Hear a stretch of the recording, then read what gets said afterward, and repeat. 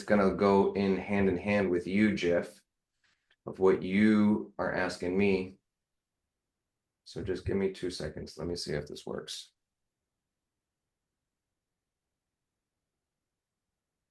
All right, cool. I think it's working. All right, so Scott, tell me what's up. What do you got? What are you doing right now with the AI agency We've been stuff? working with partner relationships that have kind of led us through multiple areas. We're working a lot in the inbound voice and setting up assistants because a lot of people aren't doing that a whole lot at the moment. But I am also working and doing some custom work with ABA as well right now to build systems that integrate into appointment booking settings and follow-ups. So we've done that. We are doing a webinar on generic AI and the benefits for business. And I've got an email farm and we're using that to drive businesses to a generic webinar to schedule appointments after we finish the webinar. So we're basically going through what are the benefits of AI in a business and then leading them kind of in a directed format of, these are things where you could use it. If you want to know more, let's talk. So still the consultative idea. We're not promoting a product on it. We're more going through the basics of those things. But at the same time, I've got people calling me now that have heard our demo for voice and they're like, yeah, let's talk. So are you just feeding people to some sort of landing page Yep. of like driving traffic with Facebook ads or Instagram ads, and then We're they just we're book a driving it call? with email. We're not doing a whole lot with ads at the moment. We played a little bit with the ads, but we're using more email than anything right now. And are you doing a self-liquidating offer where people are paying money to get something or book a call with you so that you're getting free traffic? Not on this particular offer, but I am working on that in a couple other areas where I'm building out a smaller email farm to do that. This one is more of a broad, come learn and we will do the first call. We haven't really gone into a paid second call yet, but that is something we're looking at.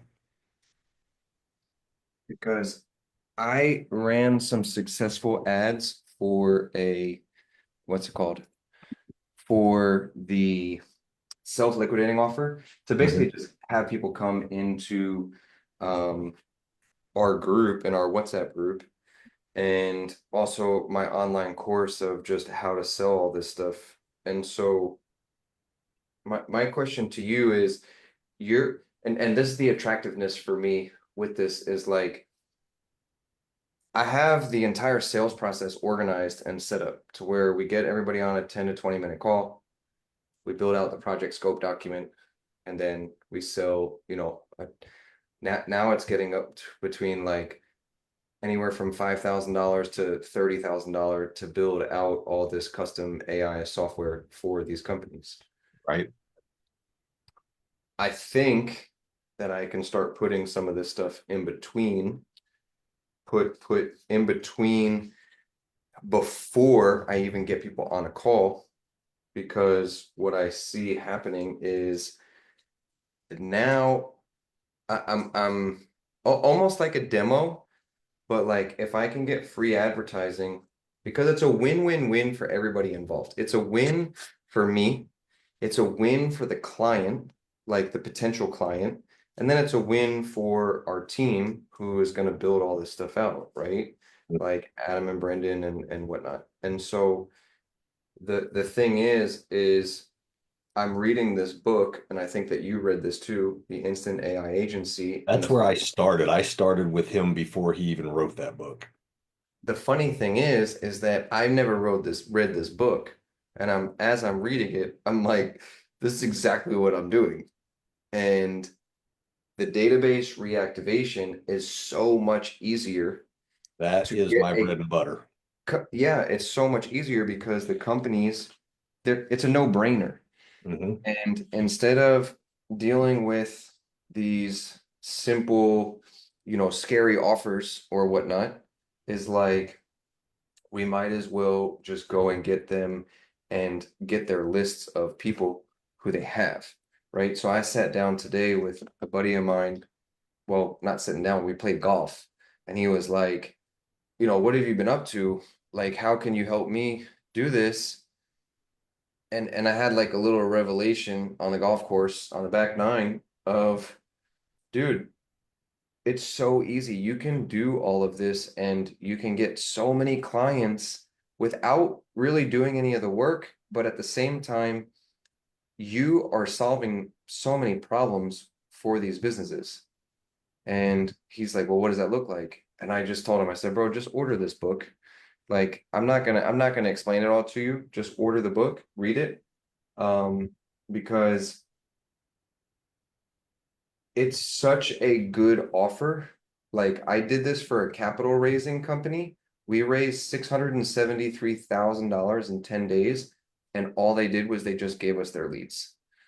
And the AI went out and spoke to them. And so now this self-liquidating offer is the section before what I have been teaching everybody of like, get them on a call, sell them a $250 to $500, project scope document, and then close the deal and build out their custom stuff. But now it's like, why don't I just get you in the door?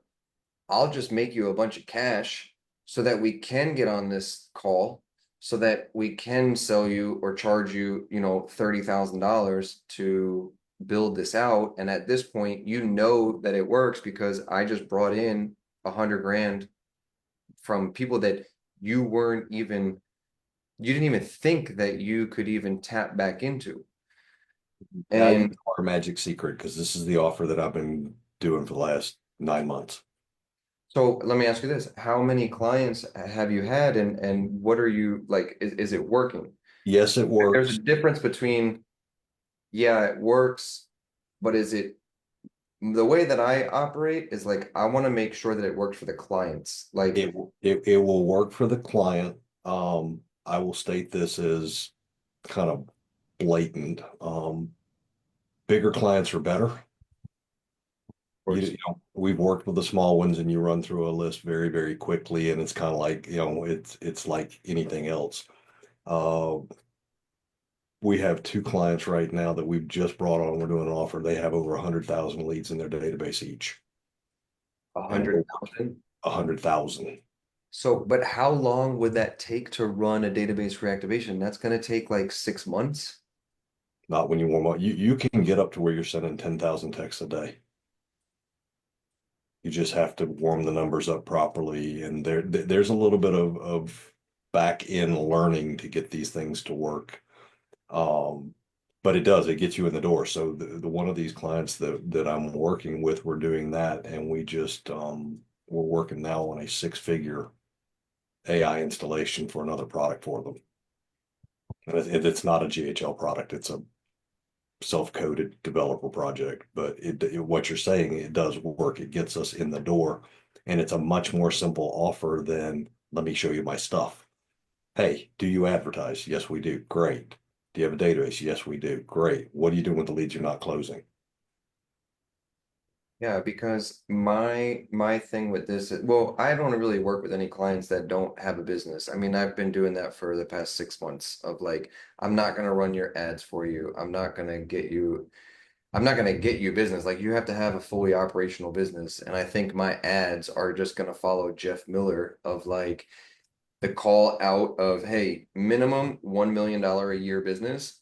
Do Mhm. you want money to appear out of nowhere? Send me your list and then let them read the description. I'm looking to work with only companies who have made or make around $1 million a year. You're not scared of a $10,000, $10,000 appearing out of nowhere from leads that you've already spent money on. Or we will put AI into your business, blah, blah, blah, whatever the description of the ad is, get them to a landing page and then just get them on there. I don't know how much time or effort it's going to take me to throw this in, but for every new meeting, for every new appointment, for every new sale, I want $200 for each one. And you have 100,000 people and I close, 1% of 100,000 is 1,000 people times $200. That's what? That's a lot of money. That is the model, and it does work.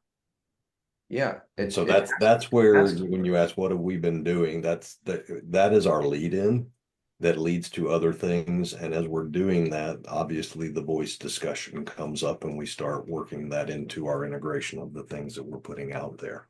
But the book you have in your hand, that is literally the system I've been doing long before he wrote the book. And it does work. I can code those bots. I now have somebody else do it. And we implement from there. And we always, always, always run a pilot. We don't ever tell them we're going to start with a whole blown thing. We always start with, hey, let's start with a pilot. Let's prove it works. And then we launch. And that works for us. Yeah, because I already did it once for a company called Surf Lakes, and basically they sent us a list of 1,200 people, and we did 673 grand in 10 days, which was ridiculous. And I didn't charge them, you know, X amount per meeting or per investment, which it was early. Like I didn't really expect to do that. So I didn't expect that to turn out. Yep. And in 10 days, we had 973 grand raised for this client. And I was like, holy shit. Like maybe I'm doing this wrong in the sense that I think that's before all of the sales that I've been doing on the other side, right? Um, so that This is I don't want to say nothing's easy. This is a simple way to approach businesses about something they're not thinking about. it's a no-brainer. That's what I'm saying. It's a Like win, I'm going to get you money win-win-win. from things you are throwing away right now. Yeah.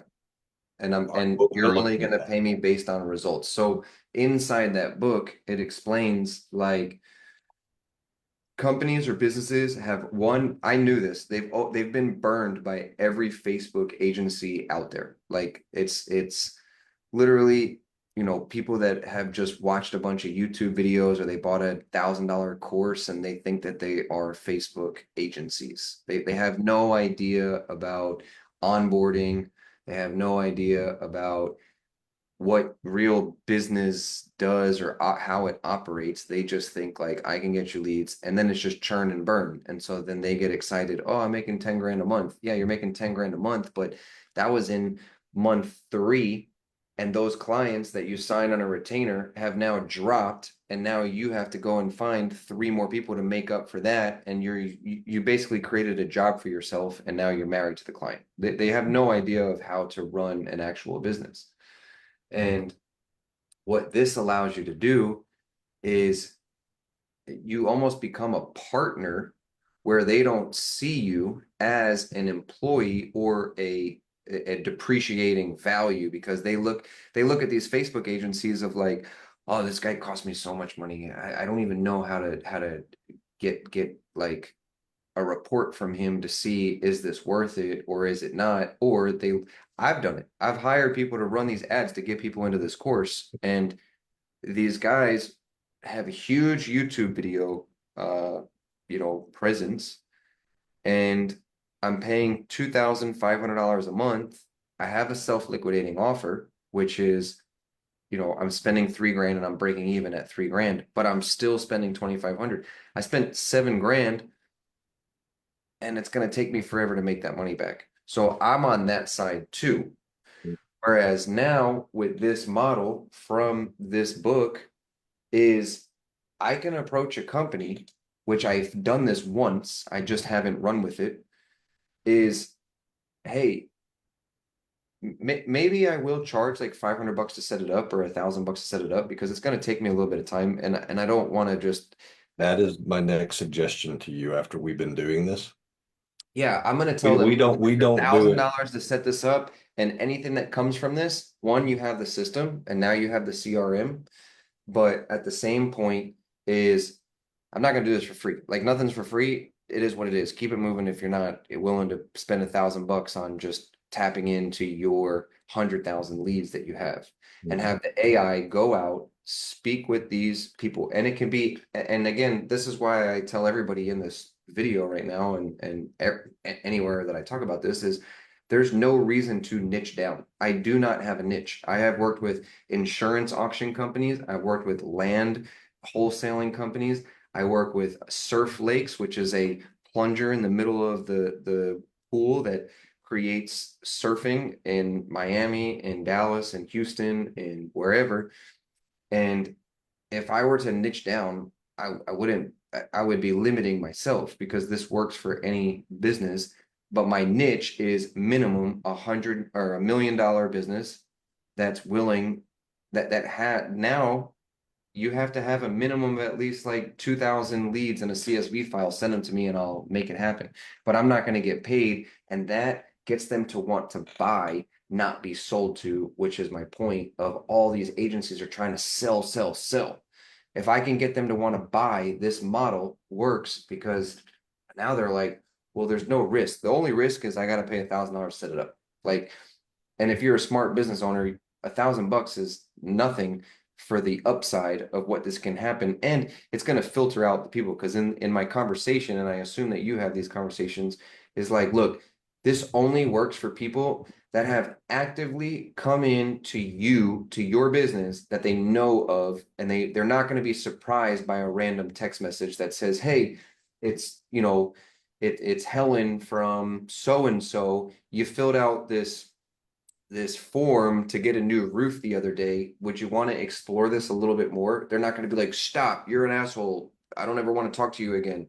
I'm not going to work with those people. Like we're not like sneakily attacking or sneakily like taking these leads.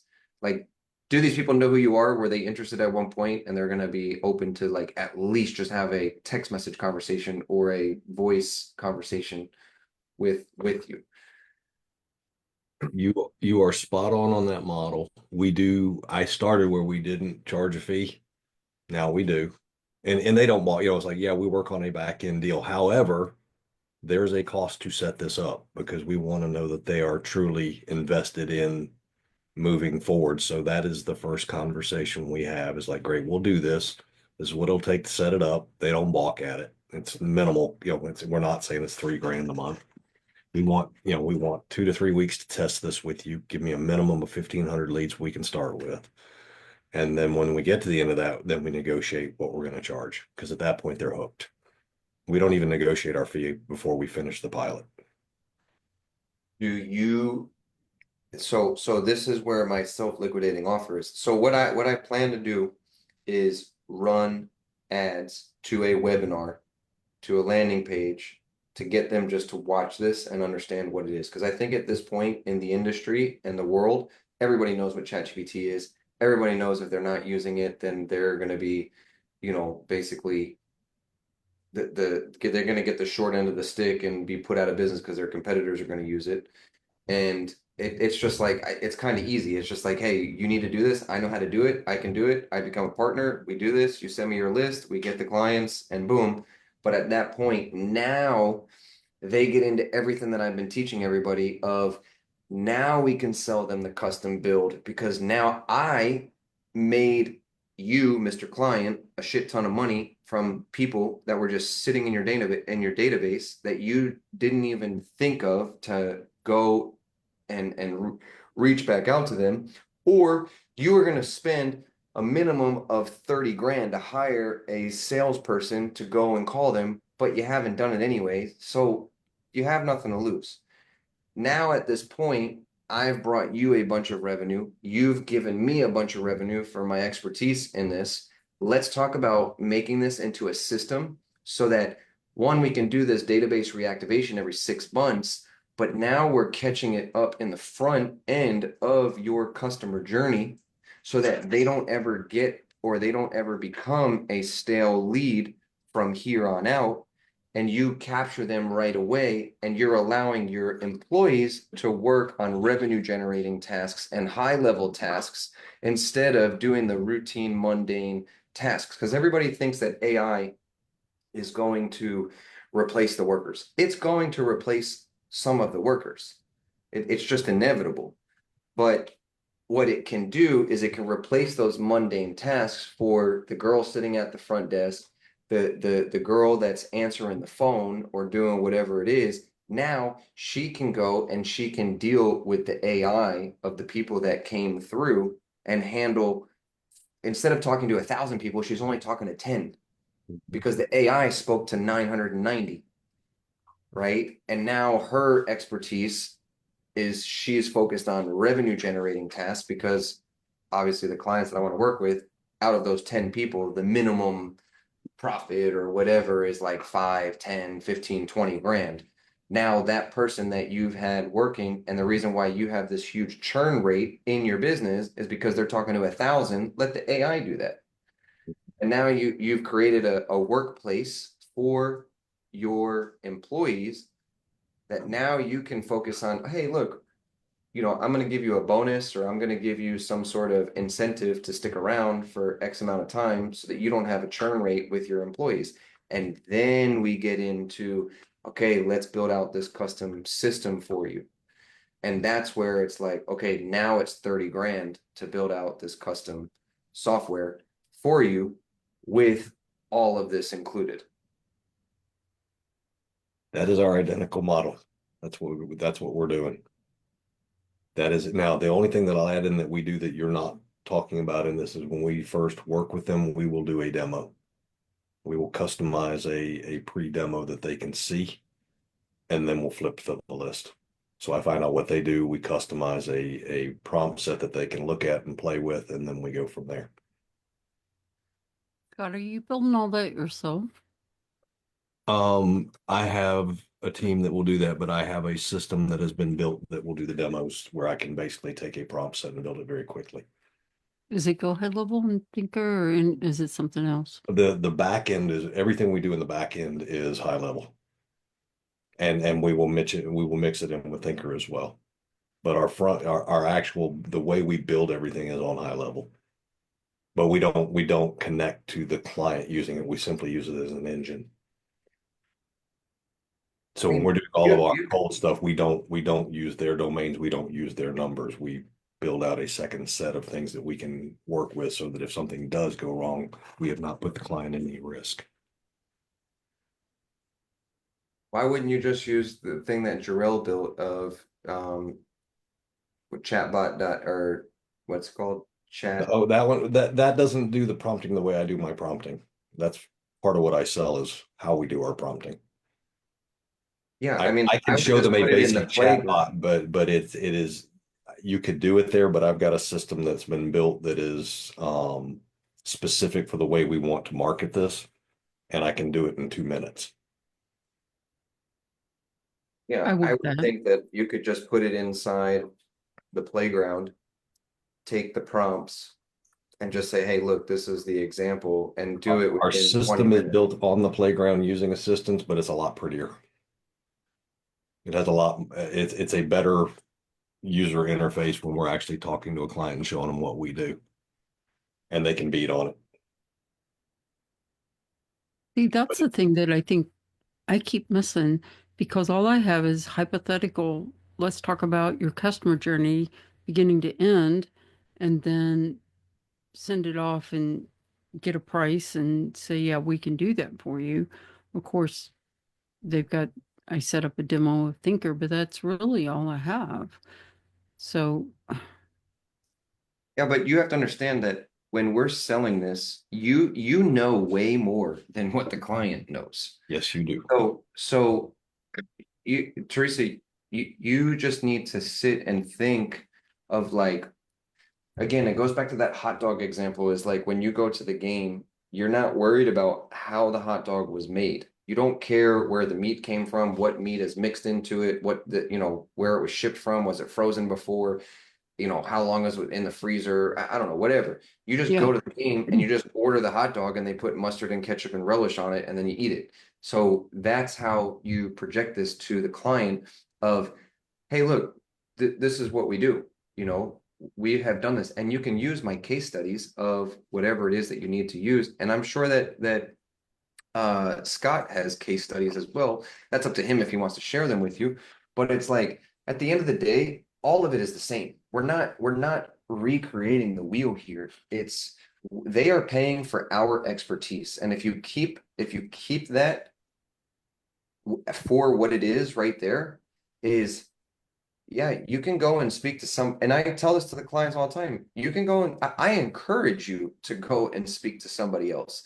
But I promise you that no one is going to be as organized as we are. Look at these documents that I've created. Look at these prompts that I have created. This stuff works because you're hiring me as the expertise to do this, to build out an AI model. And the best part is you're only paying $1,000. If you're telling me that, because you're also interviewing them to see whether or not they are a good client for you. So don't think that you need them. They actually need you more than you need them, because there's way more clients and companies out there. And so now it goes based off of like, okay, the features. Like, let's talk about the features, right? Well, if you have this many leads in your database, why have you not brought in a bunch of money? Well, we tried calling them. We tried doing this. Okay, let me ask you this. How many times did your employee call those leads or call or try to sell something? Either they're going to tell you a number or they're going to say, I have no idea. Depending on the route that they go, that's okay, because you can reroute them back in and say, okay, cool. You have been dependent on a human to do this. Now, the reason why AI is more efficient is because it doesn't get tired, it doesn't sleep, it doesn't have emotions, it's not, it's just going to do its job. And you're paying me based off of the results that you will see from my expertise and an AI model that's going out and doing this. And at that point, you're no longer relying on a human that leaves mistakes, right? I mean, this book literally, it says these, look, I even underlined it. It's like clients are not paying. Most businesses have been burned by agencies before, so they know it's a big fat risk taking on a new agency only to find out 3 months later that the agency can't do its job and the business is now out $20,000. And then it says, what business owners are really buying from any service is not more leads. It's not the person doing the service. It's not even results. It's certainty. And the AI is that certainty of we are going to prompt this and create a task and a job, and you're not going to pay for anything up front until you get on the meetings. Now, if you, Mr. Client, if you're telling and you'd go through the sales process, if I got you 10 people on a call that were qualified, how many people do you think that you could close? They're going to give you a high number because they think that they are good at what they do, and they might be. So they're going to say 6, they're going to say 5, they're going to say 8. And then you're going to go in and you're going to say, okay, how much, what's the profit that you make from that? And they're going to say, well, we make about $1,000 every closed deal. Cool. So what I'm offering to you is you have 10,000 leads in your thing, right? Out of those 10,000, you could keep it proportional. We'll just say 10. Out of those 10, if you got on a call with 8 people, that's $8,000 that you are getting paid from. Would you rather pay, and then you go into your percentage that you would take from it? Would you rather lose 100% of everything that you currently are doing, or would you rather, make 50% of $8,000? Is how you would pitch that, right? And so Yeah. So at that point, it becomes a very logical decision to them of, I've been burned so many times by all these other agencies.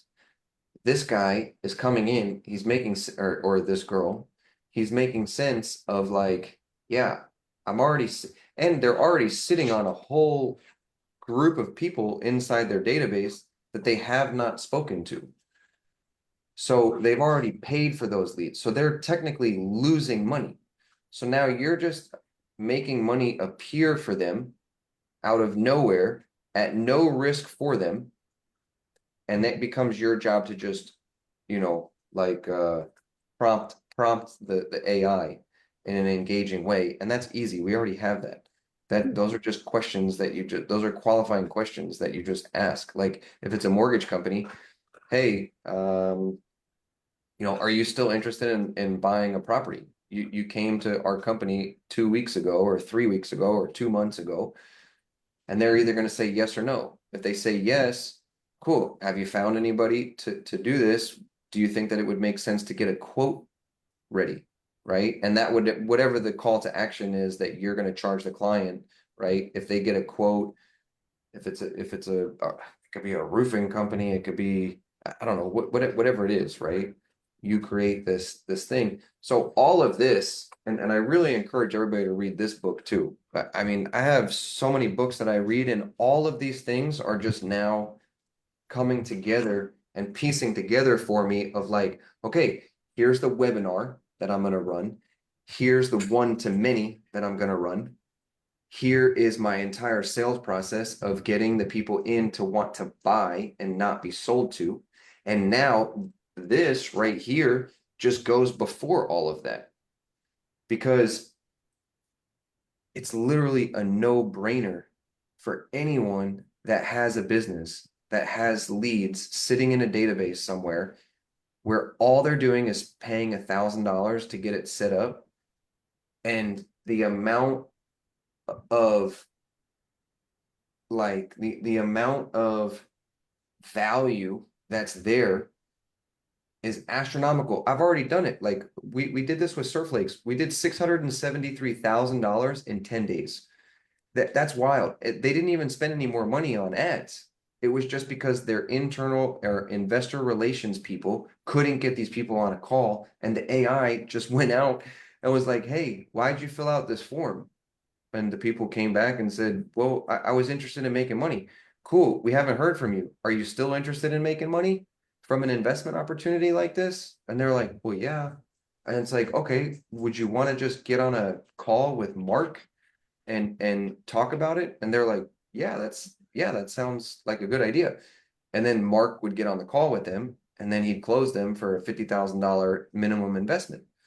And it was only 12 people out of 1,300 leads, right? But for the internal relations people to call 1,300 people, that would take days and hours and time and all of that. So the AI did all of that. And it just narrowed it down to 12 so that Mark was on the call with 12 people, and he closed 12 more people out of the $30,000 that they already spent on the ads. And they were just like, wow, how did you do this? This is amazing. We've already tried to run through all these leads. And it's like, yeah, you guys did it with humans. Our AI doesn't get tired. It doesn't, it's not gonna get emotional or get mad when somebody hangs up the phone on them because they had a bad day, and then the guy doesn't call him back because he's like, oh, he's not interested. Matt, My dog real quick. I can hear you. Go ahead. well, this was for you and Scott. So, forgive me, I'm a little confused. Are we not charging them a monthly fee anymore? Because what if they're running these every month? Also, on the $1,000, say someone has a 5,000 database list, right? Because I'm specifically moving to when I told you Okay, Nick, I'm not locking the door. I'm not locking the door. the when I specifically told you I was targeting trade show exhibitors, that was specifically because I know most trade show exhibitors do not follow their database. 86% of them do not follow up on their database. And I didn't want to get involved in Facebook ads because I've seen people lose $50,000-$60,000 on Facebook ad systems that don't work. So I wanted to work with people that had their own database, and I knew that this market typically does. So are you charging them monthly, or are you charging them a per campaign fee? I'm a little confused. And then my third question is, are we not doing that whole $250 like consultation thing anymore with this particular market? Yeah, so Kathy, over the past couple of days, I started reading this book on top of the other two books that I've told you. Is The 10X is easier than 2X, as well as Ready, Fire, Aim. I'm on Ready, Fire, Aim right now. Okay. So those two books have, I mean, they've changed my life. Like they literally have allowed me to just 10X my stuff in 6 months, right? Mm-hmm. You guys have seen it in the group.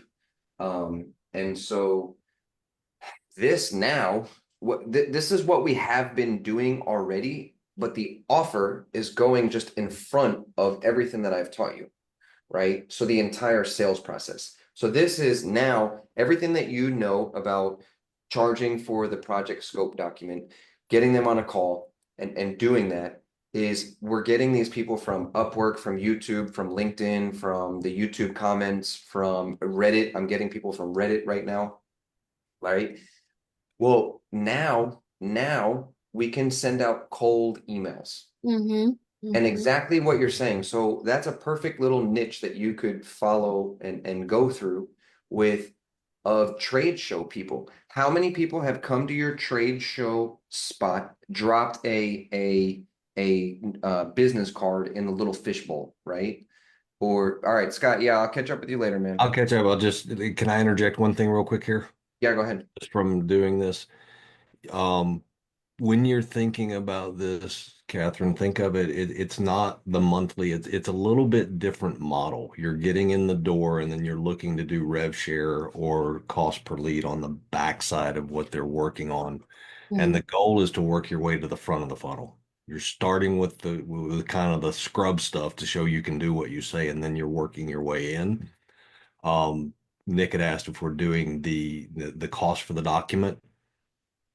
Maybe yes, maybe no, depends on how far we are with the client. If the client's already paying me a crap ton of money, then no, I'm not going to charge them for the document. It's like, Right. hey, we're already in the door and I'm going to do this.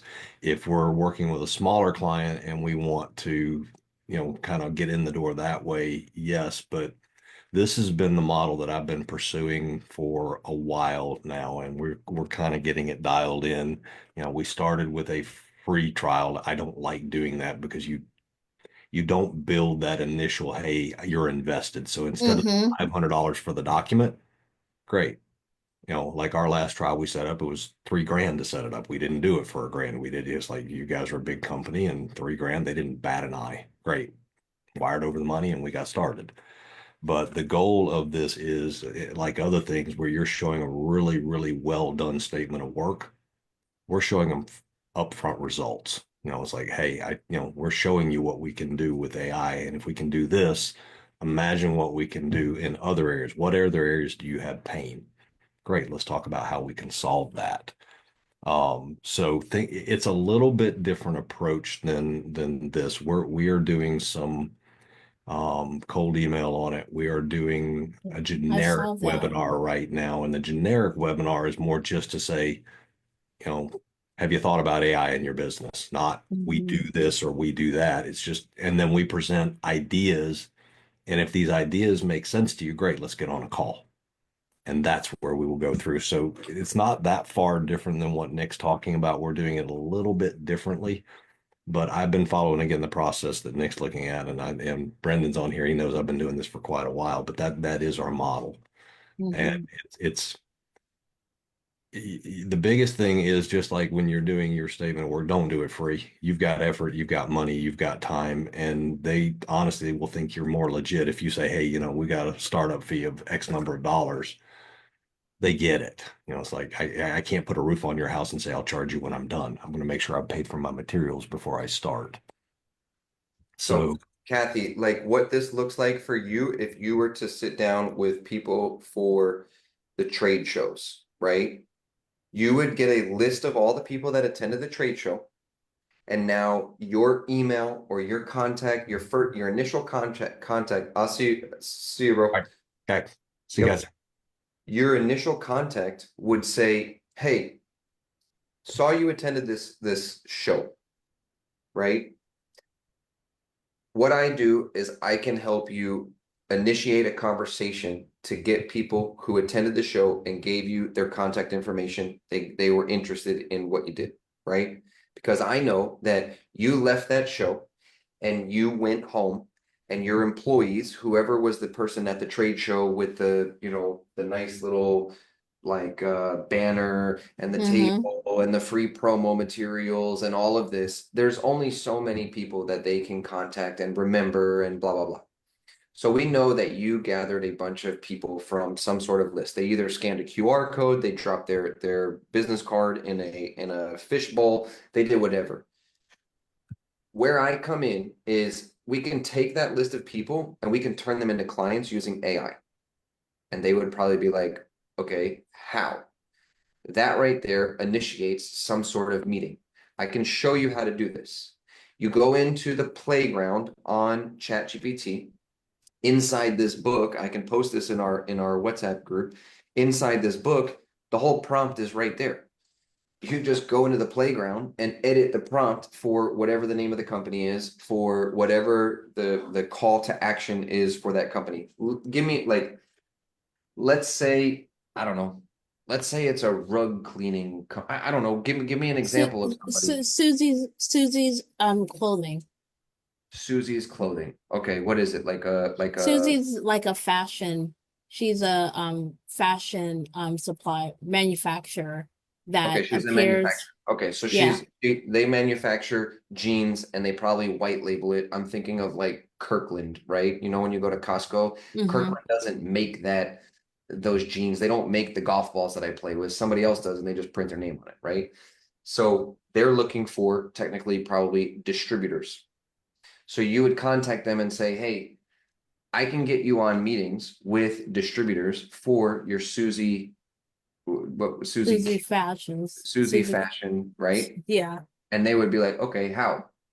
And at that point, you go in and you go into the playground on um what's it called ChatGPT. on ChatGPT, and you just say, look, this is what we're going to do. We're going to take that entire CSV file or Excel document of all the leads that attended or stopped by your little booth at the trade show, and we're going to go out and we're going to send AI out to contact them of whatever it is the call to action that you want Susie's fashion, right? Like whether it's book a meeting, go to a webinar, make your minimum order quantity, your minimum Mhm. order, whatever you want to do. I don't care what it is. And you just show them literally in the playground and you just have a conversation on the the on, Playground. on the playground. And they're going to be like, okay, cool. And at this point, so this is like think of what I've taught you in sales as on this side.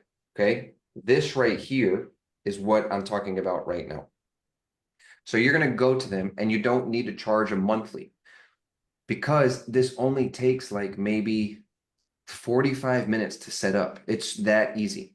It's that easy when what I'm going to teach you, what this book teaches you, how to do this and whatnot. Plus, the business owner doesn't have time to figure it out. They don't need to figure it out. They're going to hire you to do this because they're sitting on these leads, but they went to that trade show. That trade show cost them $5,000 to attend.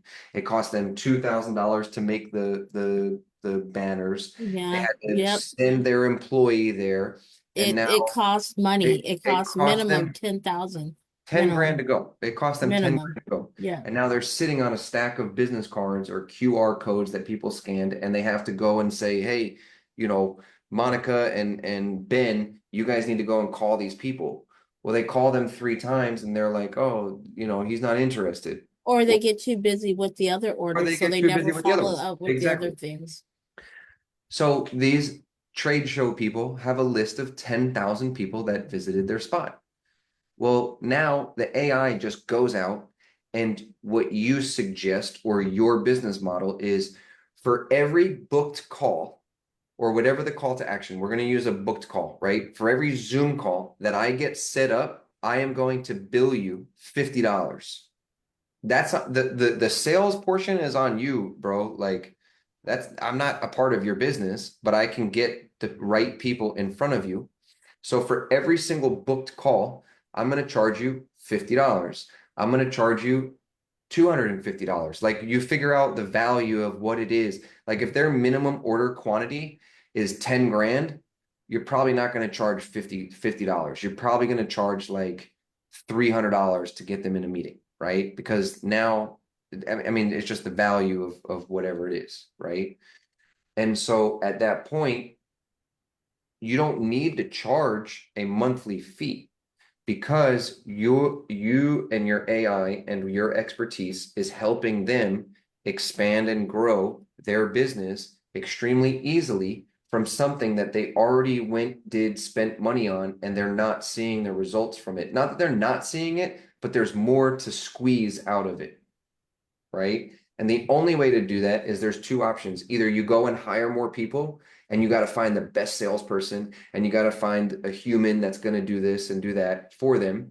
But if you find the best salesperson, they're going to be expensive, right? I mean, that's just inevitable. If I have 15 years of sales experience, I'm not going to work for $20 an hour. I want Yep. $200,000 salary, right? And so depending on what the value of the closed amount is from Susie's, if it's a minimum order of 10,000, they're probably paying like 10% in commissions, right? I'm just making it up. I have no clue. No, no, I get it. I get, no, we're So opening our minds. now you're in a situation where you did the most minimum thing. All you technically had to do was set up an AI chatbot prompt, create it in Go High Level, create it, set up A2P and blah blah blah. But you tell them, look, I'll set all this up for you. I'm going to charge you $1,000 just to set it up because I have to. It's going to take me time. I have to go in. I'm going to have to onboard you. I need your LLC information. I need your address. I need this. I need to get A2P set up, whatever. Right. But if you have 10,000 people, and based off what you told me, if you get 10 people on a call, you can close, let's just say conservatively, 4 people, and the average checkout is $10,000. You're going to make $40,000 for every 10 people that you get on a call, and I'm going to charge you $200 for each of those 10 things, those calls. So for every 10 calls, you're making $200 a piece. You're making $2,000 off of 10 calls that their job is to close that. You're not a part of their business, but now you've created a system and a process for them to go to the trade show and just give you the list, and the AI helps helps them get in front of them. And so you don't even need to charge them a monthly anymore because you got paid $1,000 up front. And if it works, it works. If it doesn't, you still made $1,000. Now we've got their attention. And at that point, once they start seeing this and they start making money, well, now they need an entire CRM automated software system. And at that point, like what Scott was just saying, I'm not even going to charge them $500 to build out this project scope document because me and the client have a relationship together. I'm making money. He's making money. We're in this together. We're kind of like a partnership, right? It doesn't make sense to say, hey, for $500 or $250, I'm going to build out this project scope document. You're just going to naturally come to them and say, hey, so we've been doing this for quite some time. You can look at the numbers, like we made you, you got on a call with 100 people, right? I've charged you $200. How much money did you make from that? And they're going to tell you, like, dude, this is, they might not even need to know the exact numbers. They're just like, dude, we made so much money from this, that from people that we didn't even expect to make any money from. Like, these were dead leads just sitting in our database. And all right, see you, Jeff. And so at that point, now you can just go to them and say, well, I think it probably makes sense to get, all of this organized, because they're not going to have all of this organized. So now they inevitably need a whole CRM software system to keep up with all of this. And so at that point, now it's even easier to close these people, because you can make 30 grand on top and be like, hey, for 30 grand, you can have this entire thing, right? So right now I'm closing deals anywhere from $5,000 to $27,000, right? Who's Well, building this stuff out, Nick, or is it just all in Chat GPT? What I'm talking about is just inside ChatGPT, inside your own inside your own account. Like you don't even need to share this information or the login information to Go High Level. You just need to connect their calendar. So all they're doing is they're just seeing their calendar be booked. Also, they don't even need a sub account. It could be all within your. It could be all within yours. You just each client would have a tag. So you'd have Susie, and then in your workflow for your AI, if it's tagged Susie, it's going to go down this lane and it's going to use this agent within ChatGPT, right? It doesn't matter. So you can have hundreds of different people inside your own account, and it doesn't matter at that point. And then Yeah. the calendar that's linked is the client's calendar. And so when you want to run a report at the end of the week or the end of the month or the end of 15 days or whatever, and it's like how many calls were booked, you just say, okay, here's your invoice. I can see it right here. There was, 30 people that booked a call with you guys. This is what you owe me, and you just invoice them from the calls that were booked. And within I don't know. I mean, I did this once already. I did this for Surf Lakes. We did $673,000 in 10 days. It was absolutely insane. And it was from 1,320 leads. And When it comes to database though, would we still put, I had shared in our group a disclaimer, not a clause that I put into our contracts when it comes to other people's data. Can we, if we're running it in our system, can we still use that same clause to let them know, hey, if you unfortunately, if these weren't from the sources that you said that they were from, you're held accountable, not us, for sending it to people that are, because sometimes at that clients point, don't I tell the mean, truth. yeah, I mean, I did this for a gym out in Denver, Colorado, and he paid me $5,000 to do it.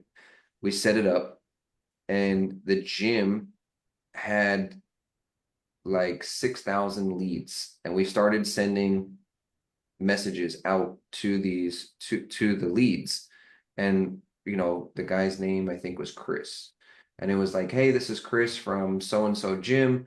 We have a round that we're going to be raising capital with. Is this something that you'd like to, I don't know, be interested, would this be something of interest to you, blah blah blah. And a lot of the people started responding and saying stop, stop, stop. So with the A2P, it blocked our A2P thing.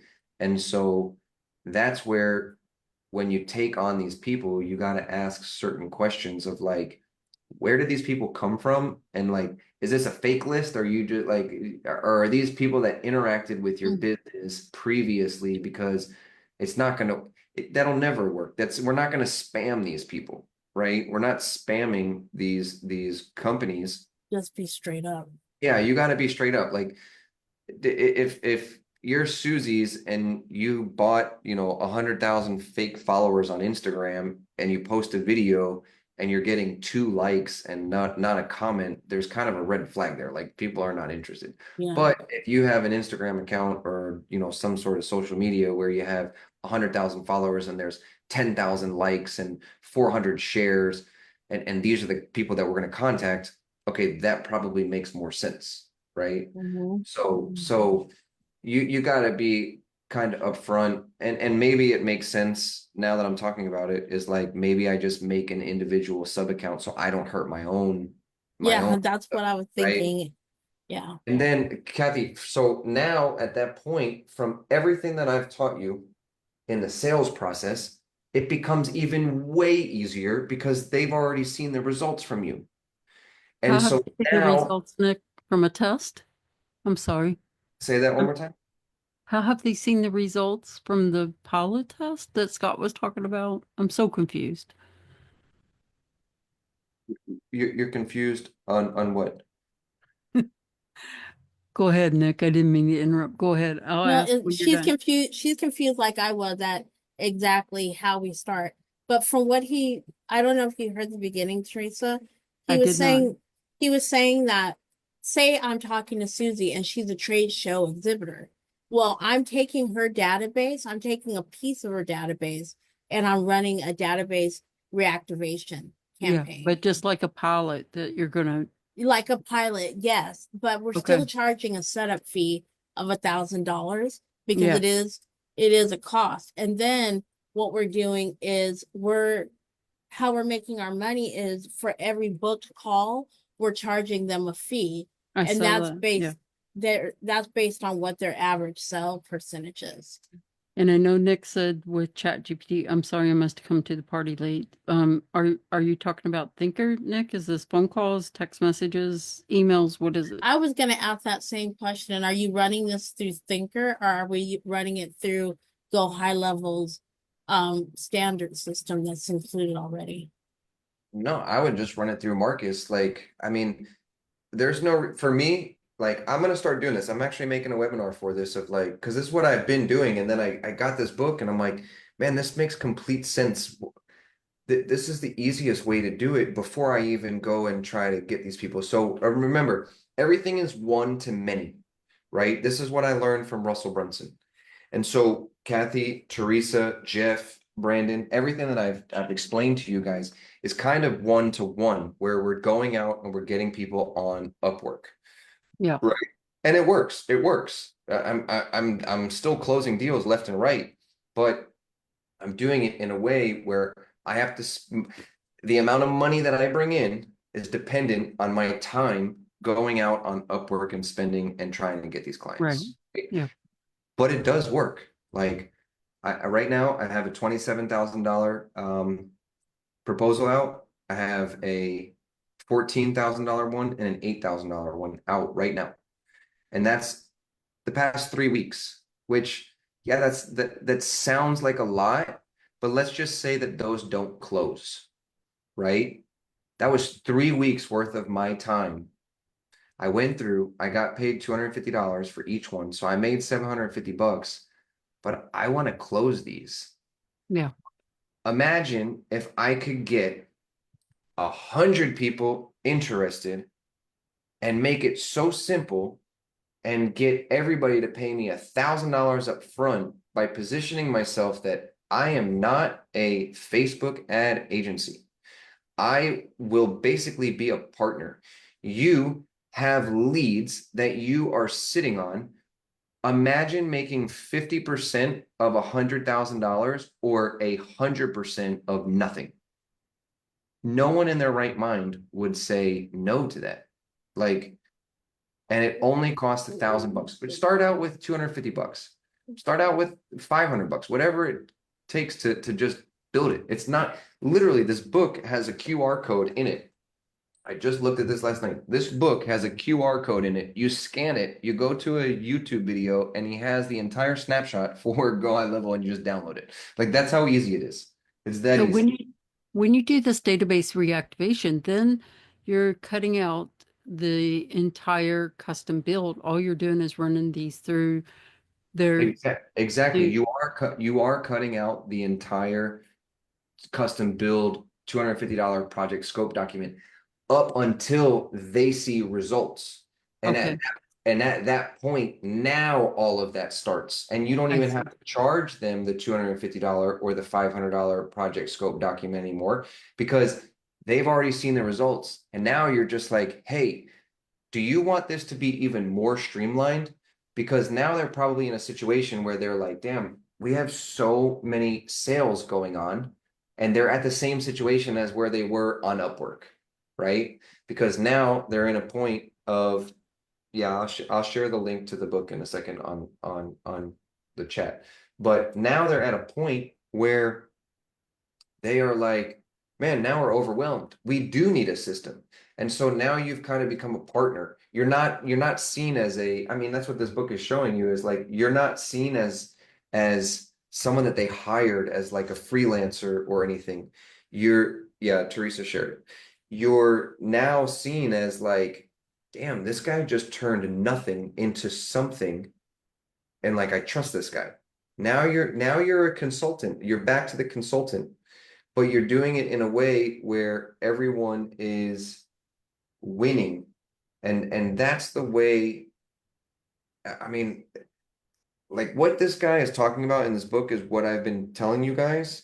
It's just me reading this, but now it's like, man, this is so much, this is even more easier. This is even easier than what we've been doing, because now we can reach one to many by just saying, hey, do you have leads in your system that you're not making any money from? Just send me your leads and I'll turn them into money. Like, that's it. And they'd be like, well, what do you mean? Well, we do this with AI, right? So I'm going to run people to a webinar, show them exactly what basically this book is showing you. And now I'm getting in front of one to many, the same way that Russell Brunson teaches. And I've already done it once. I did it twice. The second one was the gym that they just didn't have good leads. Like they just weren't, it wasn't like, I don't know where they got the leads from. They just were responding like, hey, leave me alone. No, don't talk to me. I don't know why you're texting me. Like, I don't want to work with businesses like that. But So now, you're texting instead of emailing, right? Or yeah, calling. just texting. If someone wanted to do calling, I mean, that's an upsell, right? I'd say, okay, yeah, for $1,000 a month, we can call them, like, but we don't need to get into the weeds of it. They're worried about the certainty that, can you reactivate dead leads in my system and turn that into cash for me? And if you can, I have no problem paying you whatever it is that you need to do for me and my business, because now I trust you. You're not like the previous 5 Facebook agencies that have just pitched me the same thing of, hey, I'll run ads for you, I'll get clients for you. You have to pay me $3,000 plus $2,000 in ad spend, right? Because now, I mean, at that point, everybody can run ads. Anybody can learn it. It's not, you're a commodity. You're not doing anything, and it just becomes like, well, you're too expensive, so then I have to drop my price. Okay, I'll do it for $1,000 a month, and then okay, I'll do it for $500, or I'm gonna switch it. I'm gonna take 30% of your ad spend and do it that way, right? Like, there's different models that people can follow, but I mean, these books that I keep reading is just like, wow, everything is starting to make sense, and it's just all now coming together. Like, all these books are like, okay, I see it. It's starting to get this vision of like just better and better and better.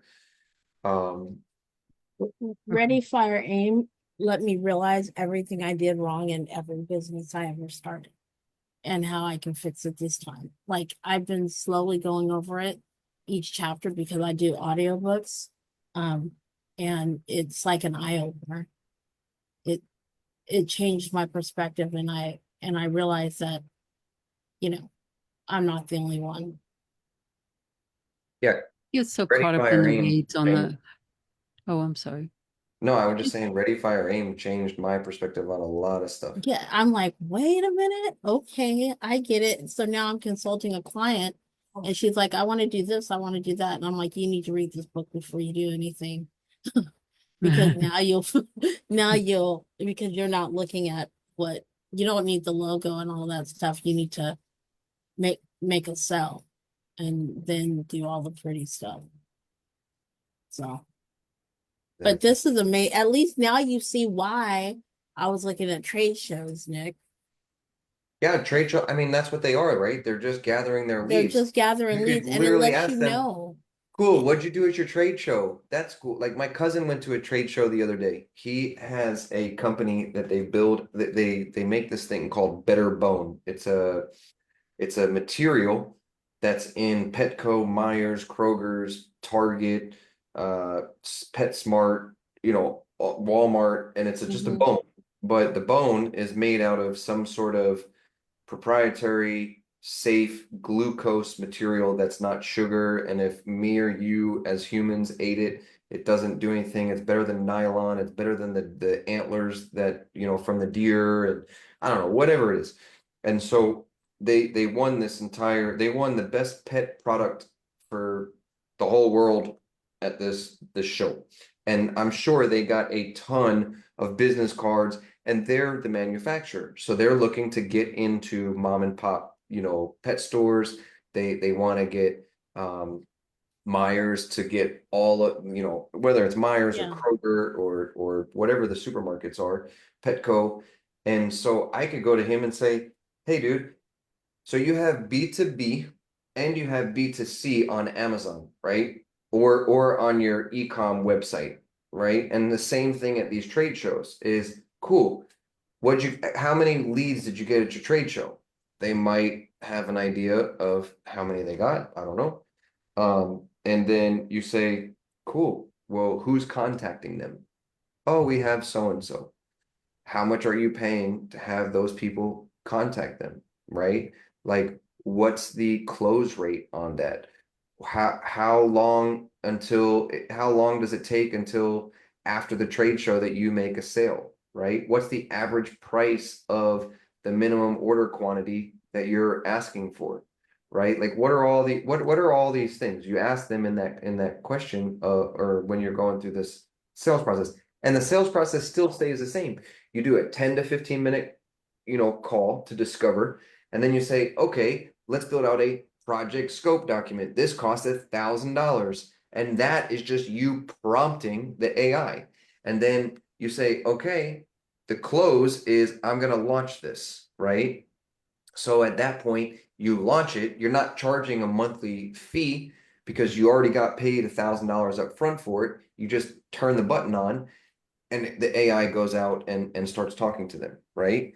So it's the same sales process that I've been teaching you. It's just you just are changing it up a little bit. And Brandon, I know you got your hand raised. I'm gonna answer your question and just question in a second. I'm just trying to go through this. And then are we going to, because right now we have people doing our custom builds. Are we going to pick one person that our team exclusively trusts to do these kind of builds as well?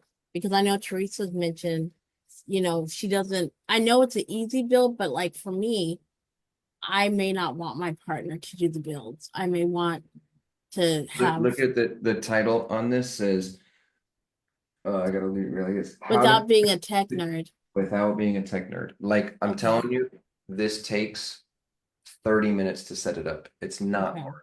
It's not hard. Uh-huh. Okay. And Um, then I keep asking this, I'm still just a little fuzzy. So when you run that through and you do the pilot on it, and then we get into the custom build, then at that point, are you turning it over to Brendan and Adam and using Marcus Thinker, whatever it is, and letting them take care of it at that point? no, I mean, like, so I assume that you have Marcus in your agency.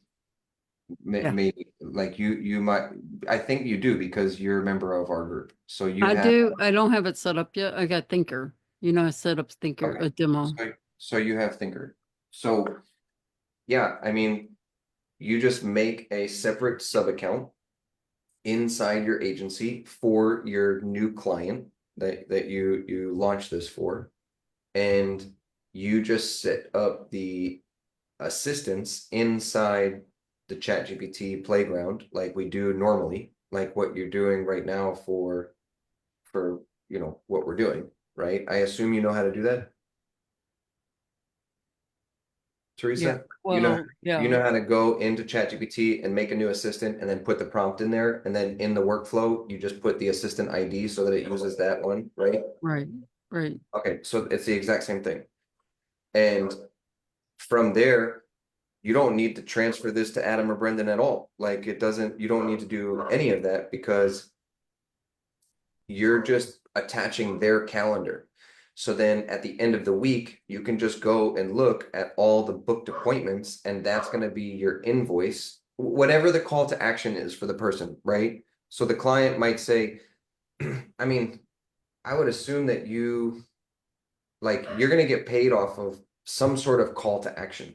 Like if it's an e-commerce business, it's going to be a purchase on their website, right? If it's a a B2B, like if it's a roofing company, you're going to get paid off a quote that they gave to a customer, right? Because those things are going to change. So whatever their business is, you're going to want to charge X amount of dollars for. It could be like in this book, he gives an example for an e-commerce. Every single order that they made of a candle. So there was something in here about he did this for a candle company. They had like 300,000 leads for their e-commerce business, and he charged $2.18 for every, I want to say, website visit or a checkout. But out of 100,000 leads, 50,000 people that purchase it, or 40,000 people times $2.18 is $87,000 for him. Right? Isn't there some back end costs though? Like, isn't there a cost per email sent and a cost per text message sent? It's like 0.0005 cents. So that gets covered in the $1,000 that you use to set it up. Yeah. Like you can send out 10,000 text messages for like $4. I remember one I time. think someone's at my door. You guys keep talking, but just give me Okay. 1 second. Okay. I'll be right back. Teresa, you probably know this better. And I sent you a message too. I PM'd you. Um, Oh. I remember one time I ran a campaign for a client, me and my partner did, and we only sent out 600. No, we sent out 2,000 leads, right? The My partner got hit with a $125 bill for that Mhm. text message campaign. So I wasn't sure. I don't think he had it set up in the right system, I guess, because if it's 0.05, then it shouldn't have been $125, should it? Are you using Go Ahead Levels Chat GPT? Yeah, it was Go High Level system, but Well, this was like a couple years ago. It wasn't recent. This was like 2 years ago when we did it. But he was blown away at the cost that for texting. for texting. It was really high. Maybe it's because he didn't have this was right around the switching of the ATP. It was a time where if you didn't have it, it cost a different fee than if you did have it. Now you can't do it at all unless you have it. Well, and then I'm wondering about this whole system with, if it's a database reactivation and supposedly there's supposed to be a middleman. So that's got me a little baffled Okay. too. What do you mean the middleman? The middleman, what I was told by, I think it was Adam who told us this in one of our, or maybe it was Cody, I don't know. I've been so many meetings lately, but a middleman is like you can't code text somebody. But maybe it was you, Nick. I don't know. But you email them and say, "Hey, do you want this offer? Or are you interested in this or that? Or you got a database you want us to, your host bill?" And if they say yes, then you can text them where Oh, you, that's opt-in. I know what you're talking about. With this, these people have already opted in. So yeah, you're Exactly. not supposed to like that's when you're talking about database where people just give you leads and they haven't been opted in. yeah, And that's why you set up some kind of capturing page and you run ads to get them to opt in. However, when you're doing certain things like trade shows, they've already opted in at the trade show by giving their business card. Well, actually, you would set them up to where they're no longer throwing business cards in a fishbowl. You have like a QR code that scans so that they fill out a quick little form to let them opt in instead of a fishbowl situation. But essentially, when you're dealing with trade shows and different events like that, or people that are running tons of ads, they've already been opted in. And that, Exactly. So they're already inside their database. That's what I was saying about the gym member, the gym guy, is that he didn't know where he got these leads from, and then that messes up your entire mojo because it's like, hey, this is Chris from so and so gym. Thanks for, I don't know, stopping in the gym last week. I wanted to let you know about this investment opportunity. Would you like to learn more? Whatever the qualifying questions are from the AI. And then all of a sudden they were like, no, why would you text me? I never even went to that gym, whatever.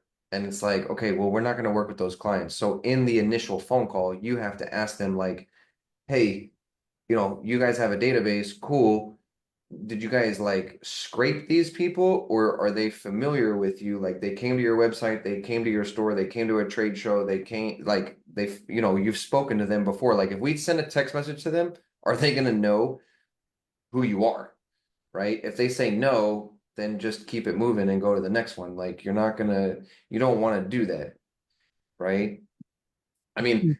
at, even with this model is like you might want to do it if they're going to pay you $1,000 to set it up. Like, I mean, that's on them. They're going to get what they put into this. If they don't have a real business, then don't bother with them. Like it's just you don't want to deal with people that don't have a real business. I mean, So, it's And you don't pick, and I would recommend not picking when you're looking for your prospecting. Like there's certain trade shows or events I don't look at. I don't look at the small business trade shows.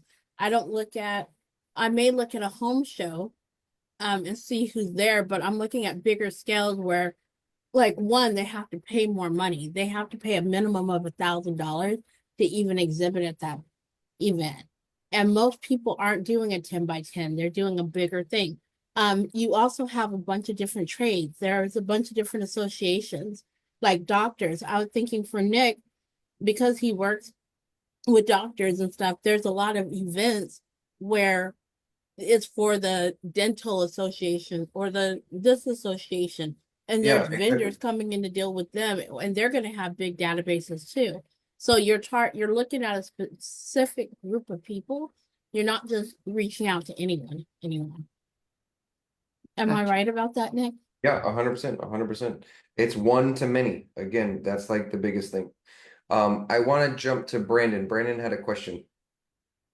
Nick, I'm going to circle back to what you and Scott were talking about earlier, because you Okay. had started the call by the time I jumped in. Real surface level question here for you. Do you currently use Stripe as your payment processor for your custom builds or whatever you bill your clients monthly? Yeah, I use Stripe. And you're not facing any issues with that right now? Because I jumped on their webinar on Friday with Adam and Uh-huh. Brent. I know I've been reading about Stripe a lot, how they're really cracking down on businesses who are labeled as high risk, and AI businesses that sell AI services fall into that category. Lots of people having payments held, all that stuff. Just wanted to see what your take was on that part. Yeah, my take is if you do the right thing from the beginning and expectations are set and you provide a service that someone is willing to pay for, you will never have a problem. Hmm. Only way that you would have a problem with Stripe is if someone were to come in and do a chargeback Yeah, and sit there and say, this guy didn't deliver. right, And at that point, that's no longer a payment processing problem. That's a expectations internal business problem right. that needs to be squared away. And if you didn't deliver on what they wanted, now there's some cases where things are going to get a little bit misconstrued, and I'll give you an example, and I'll tell you why Adam and Brendan did that call to an extent. Hmm. We had a client, I had a client that came in. He was in the insurance agency. He had his own insurance agency. He paid, I think it closed him on $7,200. So whatever 50% of 72 is like 3620, maybe I don't know, $3,600. He paid $3,600, and then he was like, "Hey bro, I'm no longer in the insurance agency. I want my money back." And I was like, "Dude, you can't just in the middle change what you're doing. Like we spent all this time, effort, and money. I paid for my team, Adam and Brendan, to build this out, and he went and did a chargeback. And I lost all the money, and Adam and Brendan and Harold and all the PMs lost all that time from that situation. And Hmm. I didn't have I mean, I even had a clause in there that there were no chargebacks. I had all of the timestamps, his signature, everything. And now you're dealing with American Express versus Nick Durso. Like no Yeah, one cares. sure. Um, I think after a certain amount of money, like $15,000 and above, I will just do direct deposit, ACH, or some sort of wire transfer, because at that point they can't do a chargeback. Um, Could you do that off the bat though? Like if you wanted to structure your business out the gate for payments and stuff, could you set that up in the very beginning? yeah, of course. I mean, when you invoice them, and again, it comes back to what I said is like, you're not pulling a fast one on these people, is you are selling them something that they want to buy that's going to change their life, their business, Mhm. their money situation, their revenue, everything. And so at that point, when you go into it and you say, hey, look, for amounts that are $10,000 or more, I require a wire transfer. It's I cannot put my team on this. And if something changes on your end and you want to do a chargeback, this is a digital product and it's just not going to work. Like wire transfers have been around for years and years and years and years. It's like when you buy a house, you send a wire transfer, right? It's not like you go and move into that house and you're like, oh, dude, this whole wall is leaking. Yeah, well, you should have hired a home inspector to do that. That's not on the real estate agent. That's not on the seller. Like you did your due diligence. That's why we're having these Zoom calls. So you don't want to get into the weeds like that. You just say, hey, look, this is the way I charge my clients is through a wire transfer. Here's my wire details. That's Mhm. it. That's it.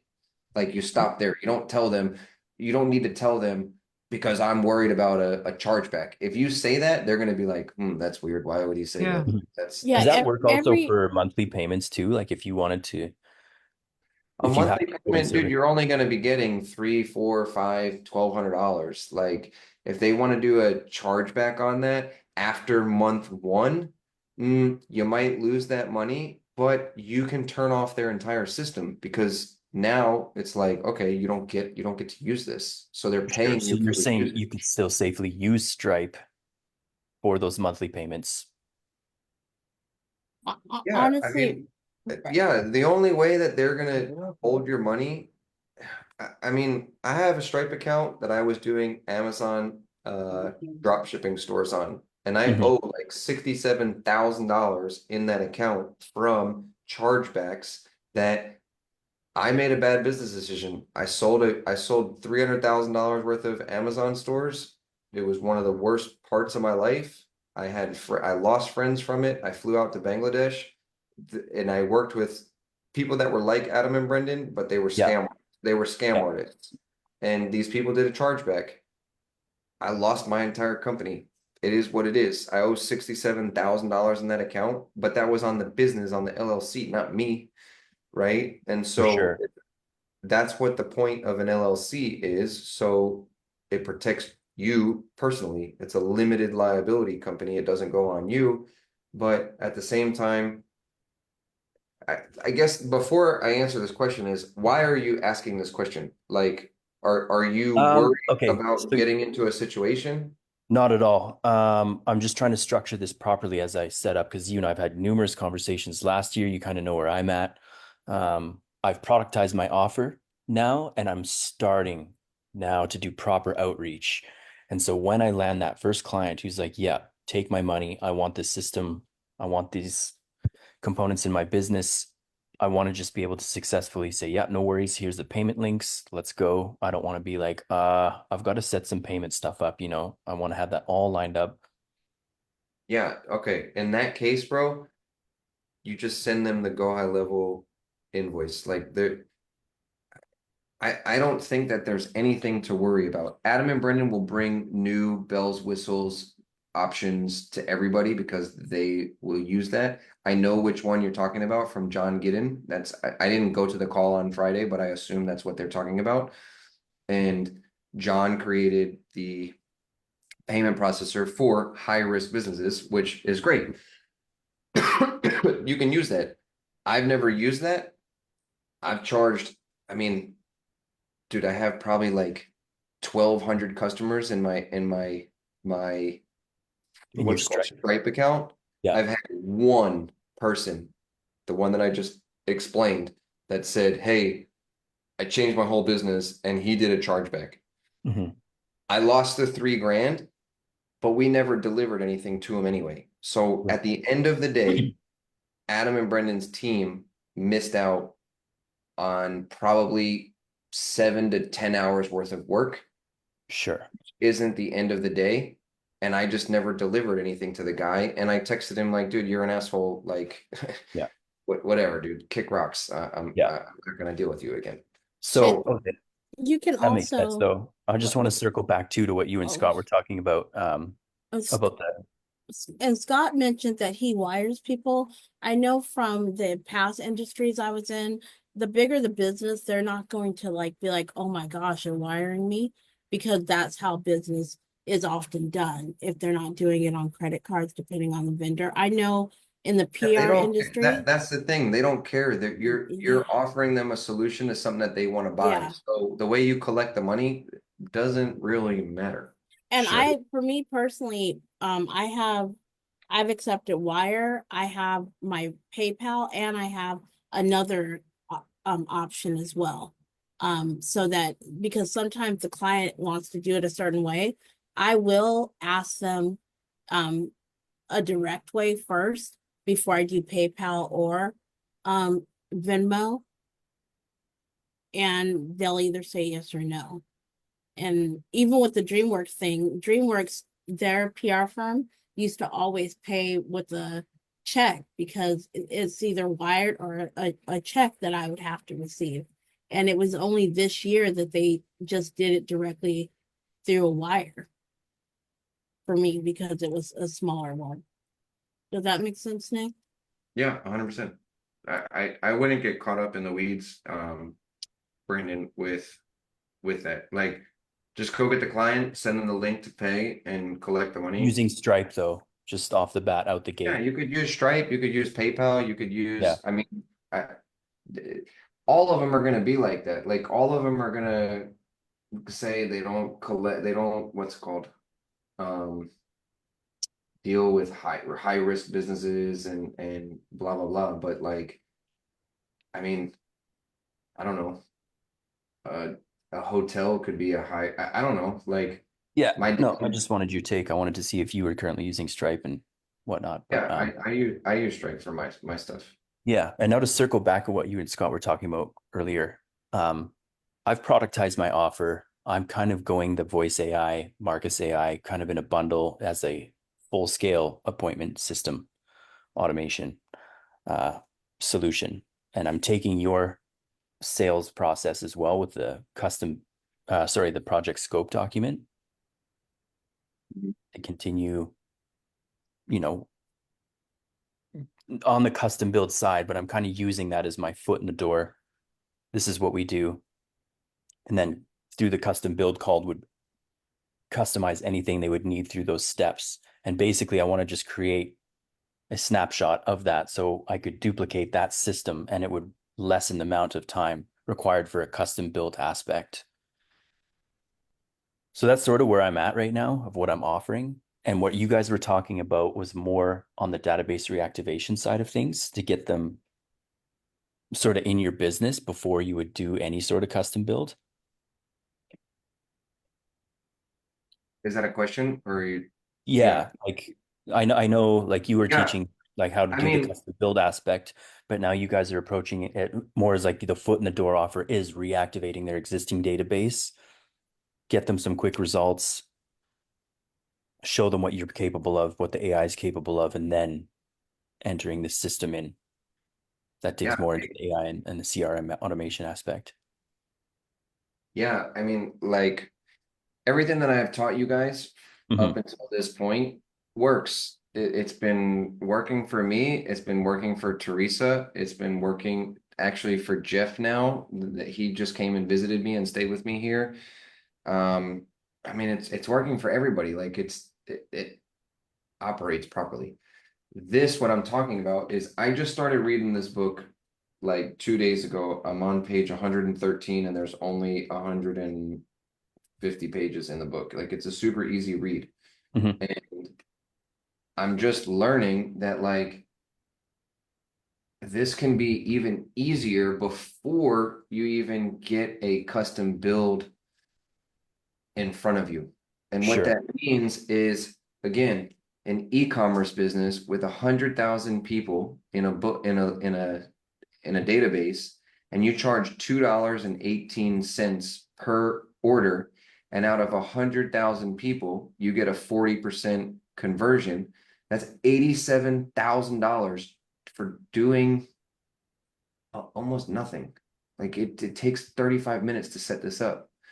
So I'm looking at it like, yeah, don't get me wrong. I'd love to sell a $27,000 build. That $27,000 build takes me X amount of time to go through Upwork, reach out to that person, and this is one-to-one, sit with them on a 10 to 30-minute discovery call, sell them a $250 deal, like the project scope document. Yeah. Get them on that call and then close them on that. So I'm making $250 for every 45-minute meeting. It's great. I'm not complaining. It pays for my golf, my rent, like my gas, whatever. But imagine flipping the switch and the script onto the client, because at the end of the day, my process is teaching you guys how to get people to want to buy, right? I'm not selling anything to them. I'm explaining to them like, hey, if you want to grow your business, you need to get organized. And they make the conscious decision to say, yeah, I want to move forward and I want to pay you $250 to get me organized. And then we go into the close of, here's a $27,000 custom built software to run your business, or a $10,000 build, whatever it is. But after reading this book, imagine that I can tap into a business owner and tell them, would you want to get 50% of $100,000, or would you want to get 100% of nothing? Mhm.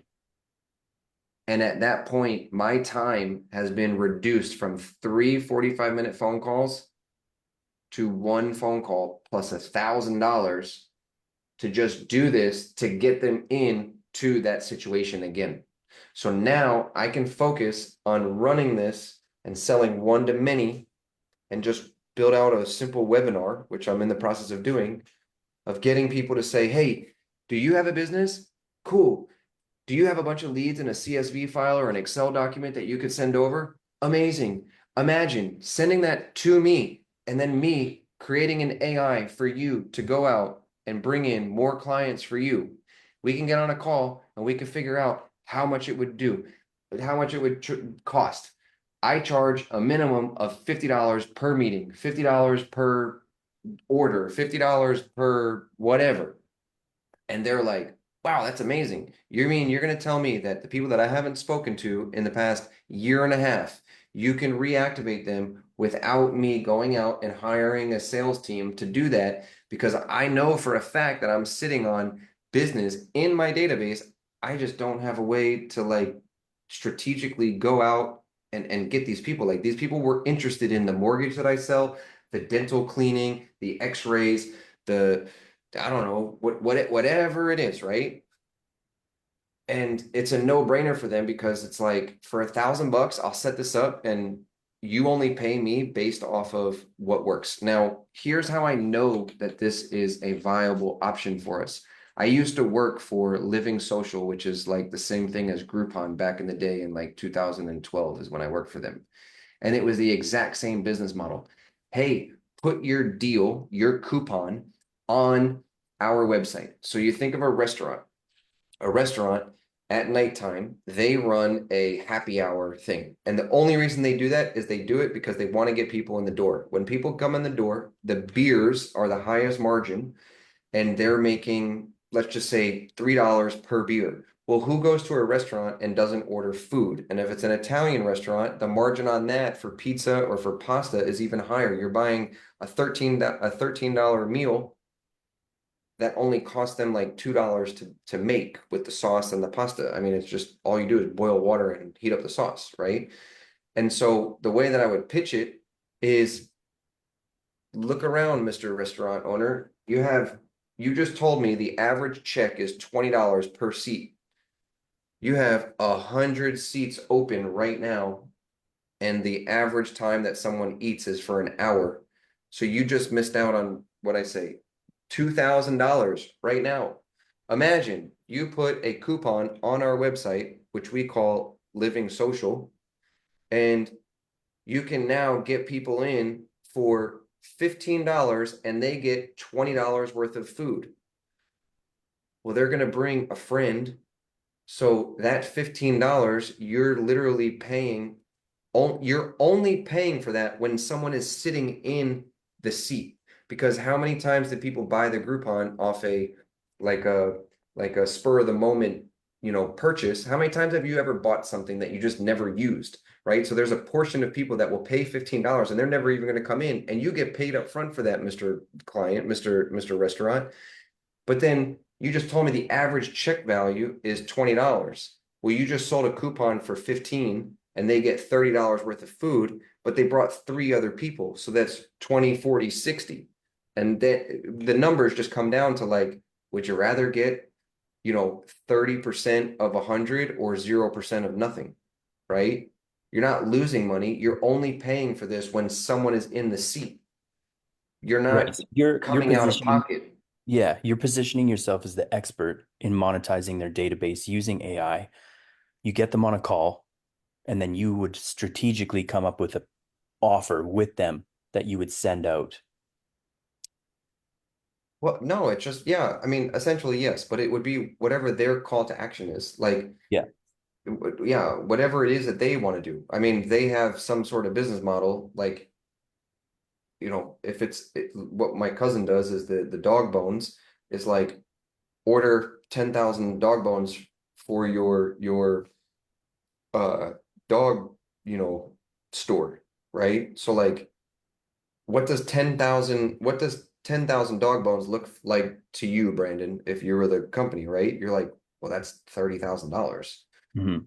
You have, do you think out of 50,000 contacts inside your database, you could find one person, one company that would make that order? And they're like, yeah, of course. I mean, we just have to have people call them. Like that's the only problem. Okay, I'm gonna do that. It's gonna cost $1,000. And then if that order is 30 grand, I'm gonna charge you $2,000. So would you be willing for me to find that person that's gonna pay $30,000 for the minimum order of, you know, $30,000 worth of bones and give me $2,000 for it? And you don't have to do any of the work. And there's a possibility to get another 10 orders out of your database. And they'd be like, well, yeah, I mean, dude, it just makes sense. Like, who wouldn't pay that? If I told you, I will give you $30,000 if you give me two, like, I would do that all day. I'd be like, here's $1 million, give me $40 million back. Mhm. I guess the hurdle I'd want to overcome is if like a business was into this idea, yes, let's do this. We've got 10,000 people in our database. All right, they don't want to offer discounts on their services because it's costing them out of pocket. And they come up with some poor offer that you, as the expert, would be like, I don't really think that's going to convert. I'd want to Oh, work with. you don't need to be an expert at all. You just tell them straight up, hey, look, for every meeting, I'm going to charge you $50. That's on Mhm. you. I don't care if you sell it or not. I'm charging you $50 for every single meeting that I put them in front of. You're not being an expert. You're just being the AI expert. You're not consulting for them. They already have an operating business. It's Right. like if I'm a golf course and I had 1,000 members last year and I only have 500 this year, I'm Right. missing out on 500.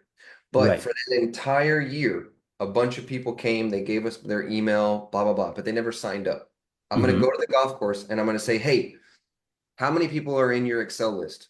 And they're like, we have 20,000 people. Cool. For $1,000, I'll set you up with an entire AI agency that will go out and they will go and sell those memberships. How much do you charge for those memberships? And they're going to say, I charge $10,000 for the year for that membership. Cool. How many did I say? You have 2,000 people in this database, right? Hmm. For every single membership that I sell, I want $500. They'd be like, okay, yeah. right? Or they make a deal with you, $200, $200 for every membership. All you have to do is press a button and turn it on, and So let them. you're not helping them come up with the offer. That's up to them. They already have their offer. They have an operating business. Yeah. You don't need to come up with any offer for them. It's just, what's your call to action that you have currently with, like, what we were talking with Kathy is like, people go to a trade show. Why did you get that card? Oh, we want them to buy a box of chocolates, or we want them to buy the box of bones, or we want them to join our golf membership. Cool.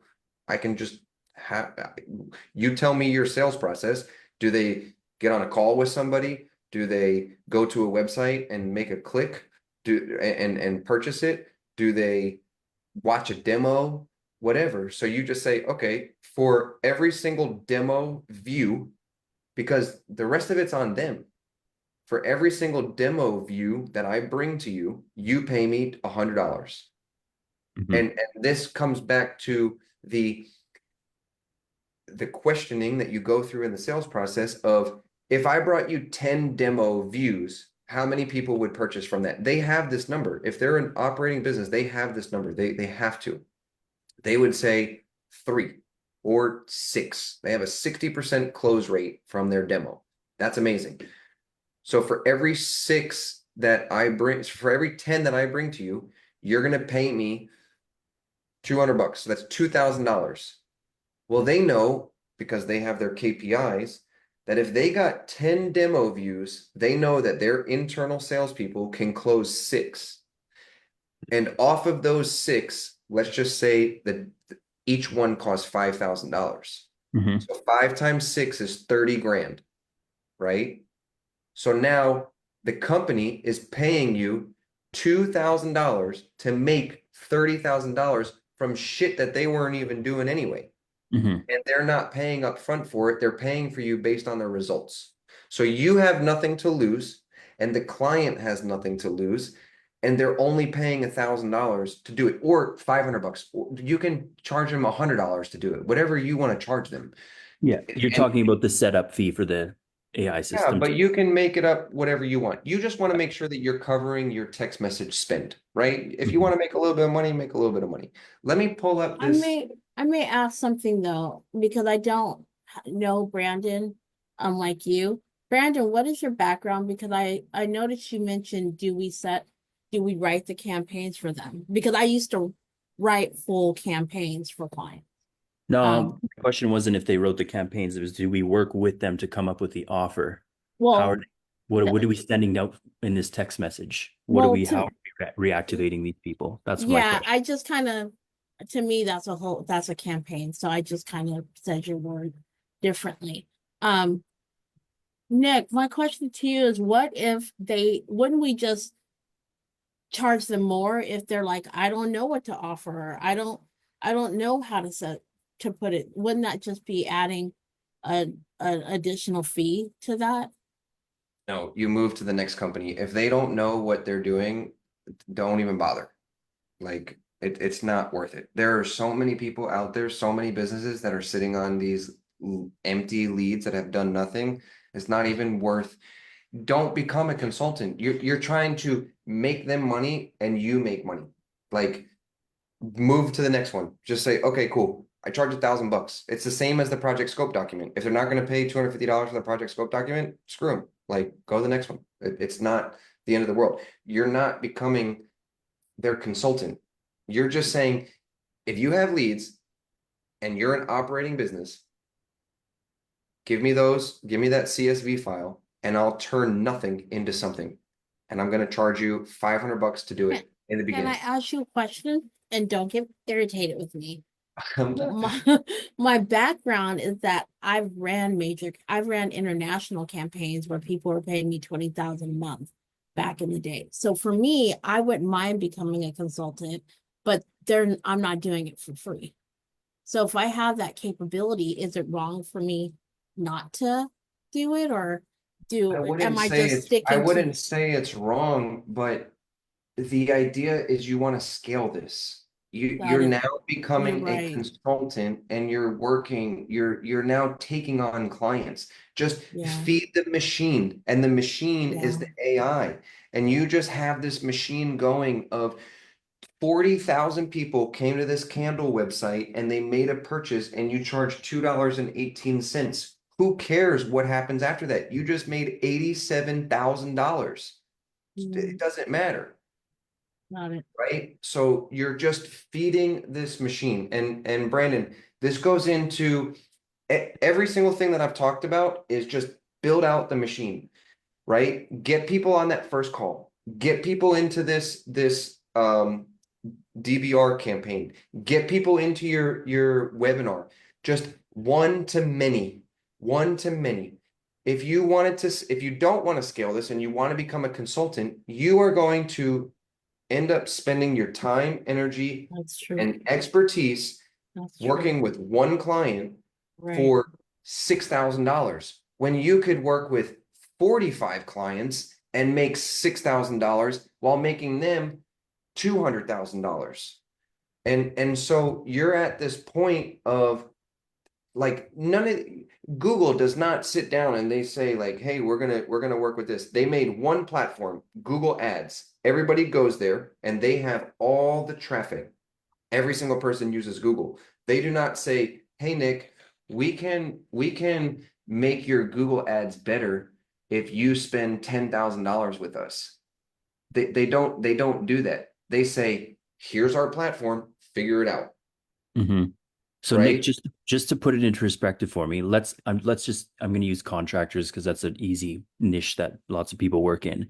If you had a contractor bite on this deal and say, yes, okay, let's reconnect with all our existing customers that's worked with us in the past and the leads that we have that we haven't done anything with, that's on them to come up with some sort of way to bring them back into the business. Like I automatically think they need to have an offer to entice those leads or those people to be like, oh yeah, I worked with them before, or oh yeah, I signed up for this company before.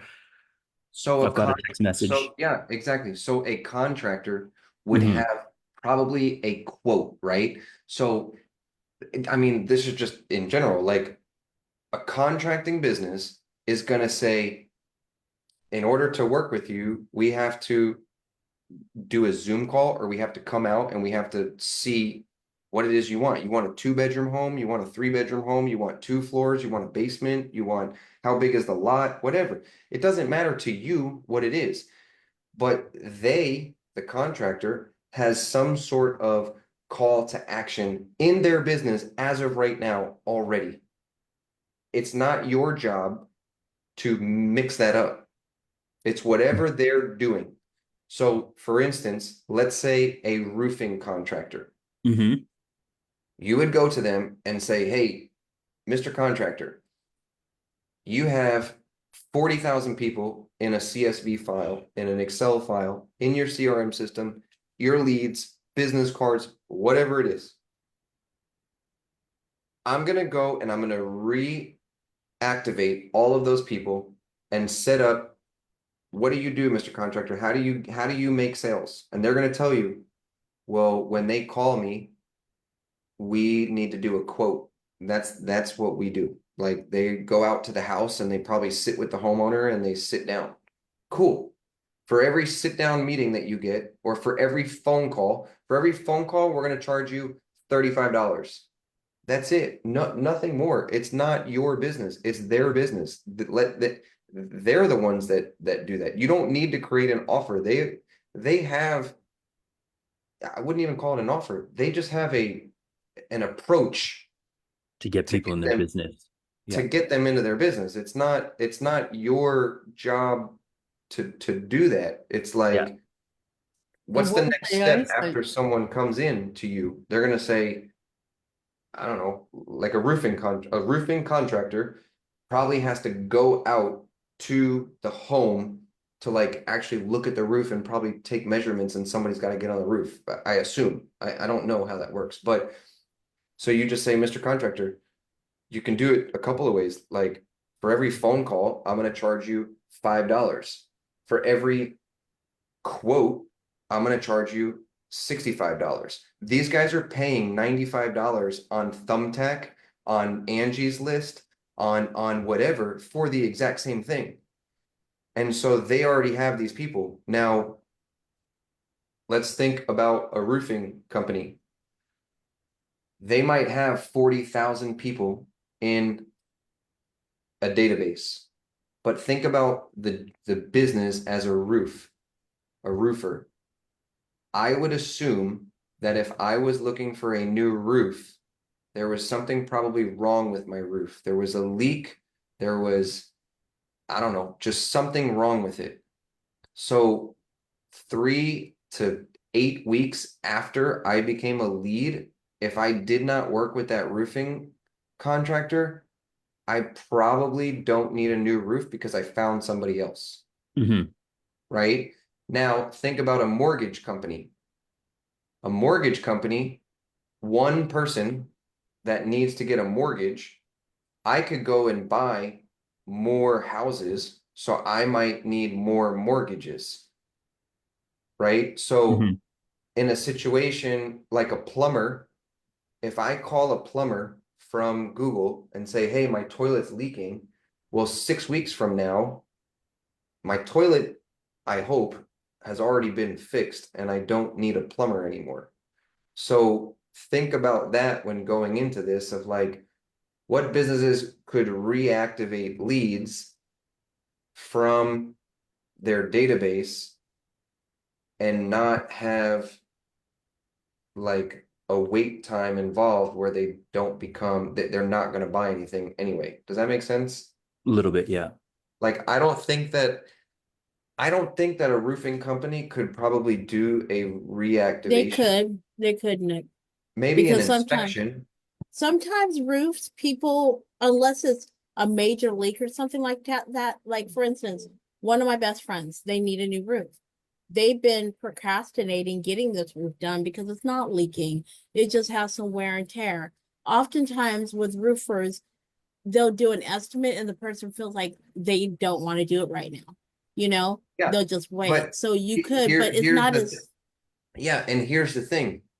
You get paid for it before you do any of the work. So it doesn't matter what you don't need to know anything about their business. You don't need to, all you need to know is what's the next step to get them to pay, meaning their clients. and Get he a quote. sorry. I just want to talk when you start talking advertising to me, this kind of stuff, I get all excited because of my background. Um, but he had said, and then you pay and then it's $1,000 setup fee. Well, the reason is that when you're dealing with Thumbtack, Angie's List, Yelp, all those other models, especially with Yelp, they may pay, and there's 5 or 6 different competitors reaching out to that client. So sometimes the client never even goes with anybody. So you're taking those leads and you're reactivating it, and the $1,000 is a direct response without all the noise from all the other competitors reaching out to them. You see what I mean? So Exactly. the $1,000 is giving them their own personal system that they can use for their Google ads, they can use for their Yelp later. They wouldn't, when I say use, I'm not saying they would hook that up to that. I'm saying that they get these leads and they never go back to them because they just don't have time. They're going out there quoting other people and working on other jobs and things like that. So you're revising the list of leads that they've already collected in time to where they're making their money back. Does that make sense? 100%. So Brandon, I highly recommend just go on I Amazon just right dropped my now butt. Yeah, I've and looked at this already since we've been on the call. I might download a PDF version of this and read this. dude, it's like it's literally 165 Yeah, pages. doesn't Started look this like a 2 long days read. ago. Dude, it's so easy and it's Yeah. just so straightforward. This is why I brought it up on this call today because literally, I mean, this guy is in here. He's like, dude, I charged $2.18 to an ecom company and I sold 40,000 candles and I made 87 grand. And I'm Mhm. like, I already did this. I did this for a company called Surf Lakes. And in 10 days, we raised $673,000, but I didn't charge, I just charged $800 a month for it. Whereas I didn't expect, I didn't know, I was like, damn, that's that's insane. Like I didn't expect that. Had I structured it differently, it's like for every meeting I get for that, the minimum investment was $50,000. So I want to get $5,000 for each investment. Plus, for every call, I want, $1,000 off 673. I probably could have made 50 grand off of that. I didn't think about that because I didn't know, right? Mhm. And so when you get into these situations, you go to the roofer and say, what's your profit on a roof? Like you charge 25 grand for a new roof, you're making 8. I want $1,000 for every new roof for every quote that you give, I want $250. For every roof that you install, I want 1,000. And you And you just can go. track that, Nick, in your system, so he can't be dishonest and be like, "Oh, we never sold any roofs. We only got a few calls." I mean, yeah, but then that turns into let's get the system set up, right? Right. But if you Because make that agreement, they're not tracking it, they're not doing it.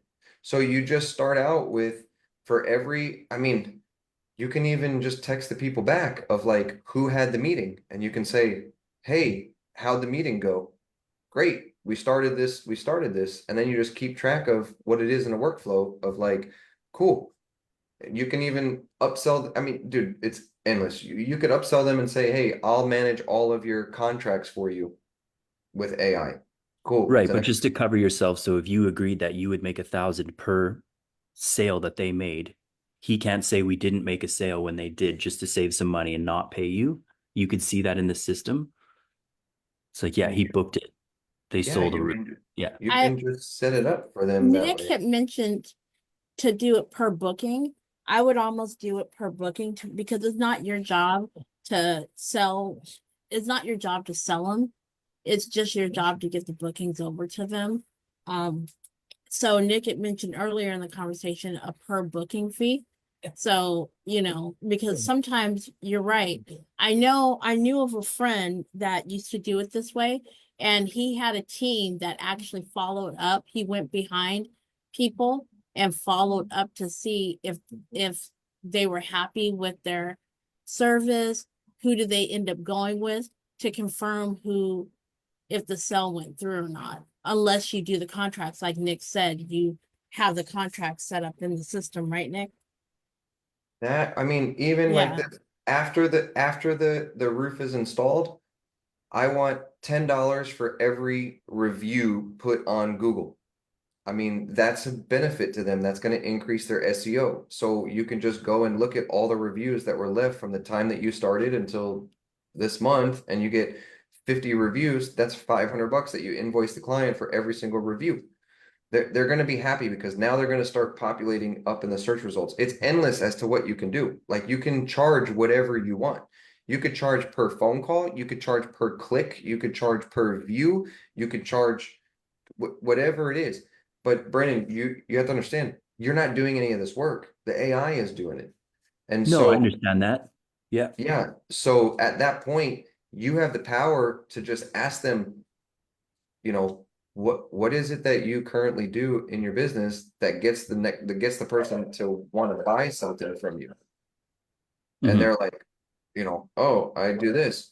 And then you can upsell them and say, what about this? Like, you guys have an SEO agency? And they say, yeah. Like, do you agree that, reviews work well and they increase the amount of clients that you get? And they're like, yeah, okay, cool. So for every review, I charge $10 and we'll get those reviews for you. And we'll put in a safeguard of like, we're only going to get 5-star reviews. Well, how are you going to do that? We send them a message and ask if they liked it, and the AI will decide whether or not this will be above a 4-star review or not. And if so, we'll send out the link to your Right. Google page, Yeah. right? If not, we can set up an internal meeting for you on the same calendar so that you can assess why that person didn't like that and, whatever. Dude, there, just read this book. Like this book talks about every single thing that I'm telling you. Like I'm not creating something up. This is literally No, what I've I written. totally get it. I just wondered, I'm going into the nitpicking of some of this of the system. Like if you agree to a price per call that they get, awesome. Call happened, I got paid. And any deals that got closed, you take a little bit more. I just wondered if there was Yeah, a way to avoid them from saying that they didn't have a sale when they actually did, when they're just trying to, if they're ever trying to say, or can you go through the AI system and see, I oh, mean, they closed a deal. put yourself in their shoes. If you came to them and you were Yeah. like, and you were like, and they were like, dude, this is wild, bro. We just made 50 grand in the past week. Like, this is insane. And you're just Mhm. like, yeah, dude, how many did you guys close? You guys closed 4?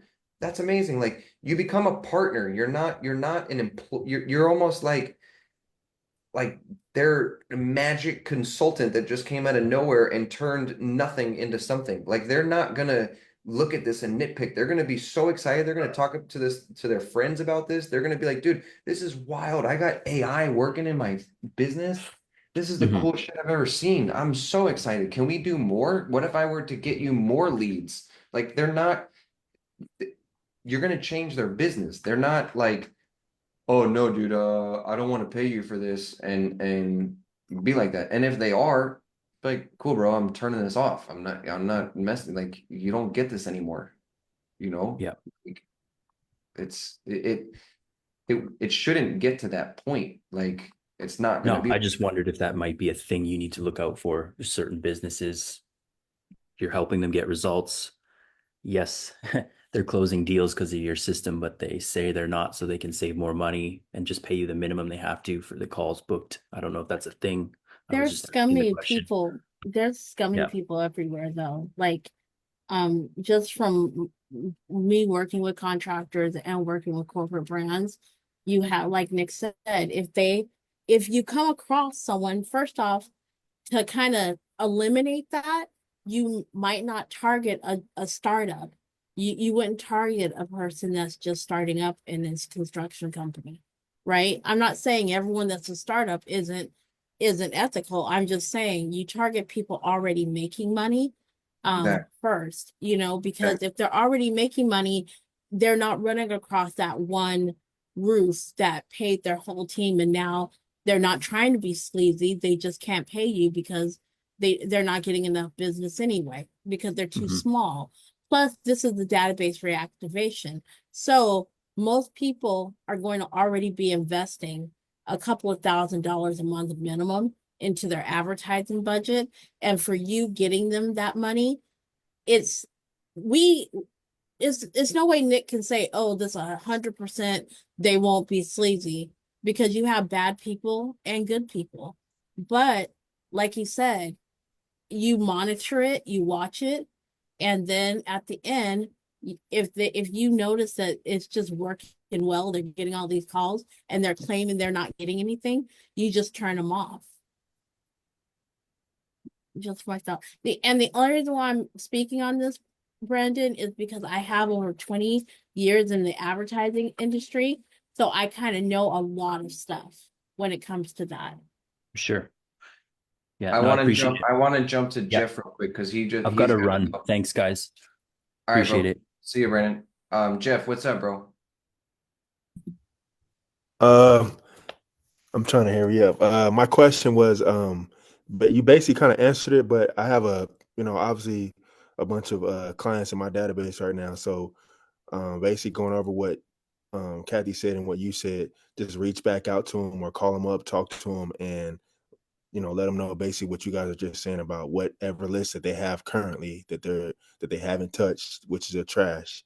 We will do a database reactivation and get those leads back Yeah, to them. you should do your own database reactivation. You don't need to be calling these people. Just do your own and make the AI go out and contact them. Inside the system with Marcus in the workflows, you have all of this already set up. So just go make an assistant and be like, the context is these are people that I've worked with in the past. I want to sell a database reactivation. I want to get them on a phone call. Your task is to contact these person and people and ask them, do you have anybody that's in your current database that you've just been sitting on? Maybe you ran Facebook ads in the past, but you just have money sitting there that you're not activating. right? Because at the same time, these business owners, they think that they have to spend more money on ads, right? And so Right. I'm just going to show you something. Like this right here is the case study that I have from this company, okay? This is called Surflakes. This is the company that I ran all this stuff for. And it's called, this is the webpage. This is made inside Go High Level. And it's called investsurflakes.com, right? And so this page is literally just from Go High Level, and it's, are you a US investor or are you an international investor? And they have all this stuff, right? So this little plunger makes a wave so that they can surf, then you can have like 1,000 surfs per hour, right? And here we have, this is Marcus, and you just have all of this handled right here on the landing page, right? And so this is the landing page.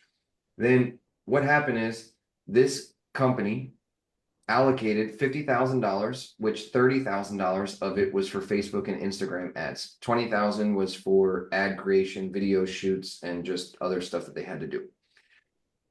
They initially had 2,300 leads, which 1,676 before the AI implementation. And in total, they had 1,320 with valid phone numbers. So they lost about 1,000. 1,000 of them were fake.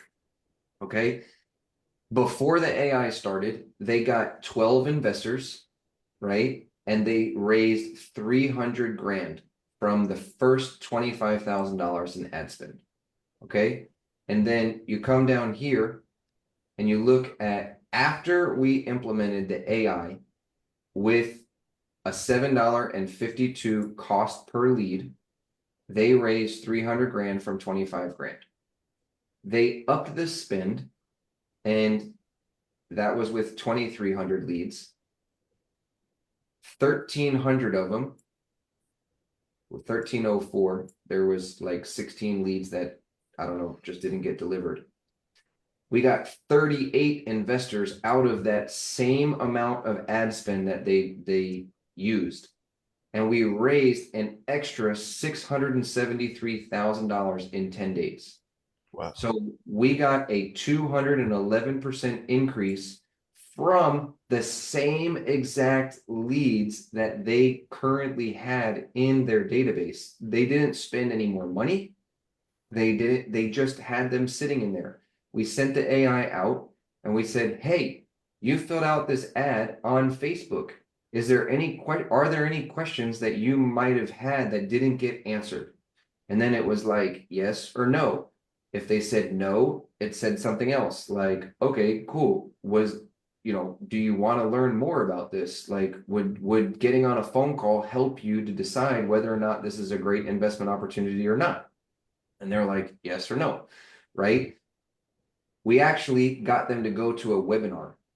And so we had 123 people attend the webinar and 313 people watch the replay. And so we raised an extra 673 grand out of that. They called us and they were like, yo, what the hell? This outperformed our entire team of people that we had call all these people. Like, yeah, we know. And so we made more money with the AI because the AI is the best salesperson, dude. It's better than a salesperson because it doesn't eat, it doesn't sleep, it doesn't have to go to the bathroom, it doesn't have emotions, it doesn't like get tired, it doesn't forget, it just keeps going. And so we raised an extra 673,000. So what happened is they raised $973,000, which was a 20x ROI between their current initiatives of having a sales team plus the AI. Dude, 22.4 with the AI is insane. Off 50 grand, they brought in $973,000 from $30,000 ad spend. That's incredible. Yeah. So we took them from 12x to 22.4x with that. They didn't need to have the sales development team, the sales development representative call all these people. Literally and this is how small the list is. The list was only 2,300 people. So when you go, if I were to do this and I said, all right, from every new lead, I want $1,000, right? Let's see how many it was in total. It was 38 plus 12. So 38 plus 12 is 50 leads. That's 50 grand that I would have made off of this. Like if I set it up that way. In 10 days, dude. 50 grand in 10 days. That's why I'm saying, like, I enjoy going to Upwork and selling this stuff, but I think that there is way more money involved because now you're creating an entire, what's it called? Um, like just you're making money appear at a nowhere that they are just sitting on. Like, you know what I'm saying? No, I hear you. I'm listening. And so I think that this is not that I think of it, I've already done this once and I kind of let it on the back end because I got carried away with building out these AI, custom builds. But now I'm like, this is way more scalable. That whole entire Surf Lakes thing took me a day to set up, bro. And that was back in the day when I didn't really understand it. It was with Core 4. But I would have loved to strike a deal and in 10 days had 50 grand in my bank account. Like I did that. That's me doing that. I did that. And it's like I should just run with that. And then from there, now I get them into the sales process of building out this custom software because it's a win-win-win for everybody involved. It's not it's not anyone pulling a fast one. You become their what's it called? You become like a partner with them without them even knowing it. Like you're their fractional development AI guru or team or whatever it is, and they don't care. And they're now like what Kathy said, they're paying for performance and certainty. They're not like you're not even selling anything. You're just like, dude, give me your leads. I'll turn this into cash. Okay. All right. That makes sense. Perfect sense. And I really encourage you to buy this book. You can read it in a day. I'm Oh, I already got it. I'm okay. just Yeah, I got the paperback and then I got the one on Audible right now that I'm listening to. So I wouldn't be surprised if the Audible is less than 4 hours. okay. Like it makes just such logical sense. Yeah, I think it's like 3.5. Yep. Yeah, it's easy, dude. It's an easy read. And Okay. everything is in there. You literally just scan the QR code and he already has the snapshots for you to go and do this. Like you don't even have to build anything out. You just drop it into your Go High Level account and it's there. It's done. Boom. There you go. Like you could go and sell this tomorrow.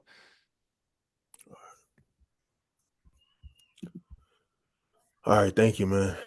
Yeah, for sure, dude. Just gotta focus. Yeah, I think this is I'm gonna start doing this. I mean, I'm doing this now. Like, does that make sense for you too, Teresa? Does that help? Yes, yes, it does. I think, and I'm going to say this because this has been so hard. I have never, ever been able to niche down.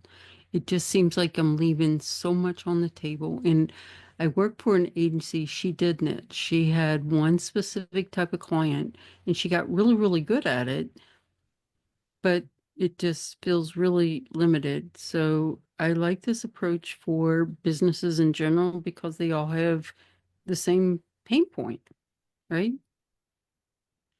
Nick, you've disappeared. I'm here. I just went to go get another beer. Um, yeah, no, I have never niched down. I don't think that niching, I think you do leave a lot on the table because now you're only focused on one group of people or one category of this, that, and the other thing. And it's like, this is solving problems for everyone in business. Yeah. And here's a perfect example. My sales process, the 10 to 15 minute call, the paid call, and then the closing also works for this. It's a 10 to 15 minute call, $1,000, send me your CSV file, and here's what you get. It's the same way that Adam and Brendan structure every single workflow.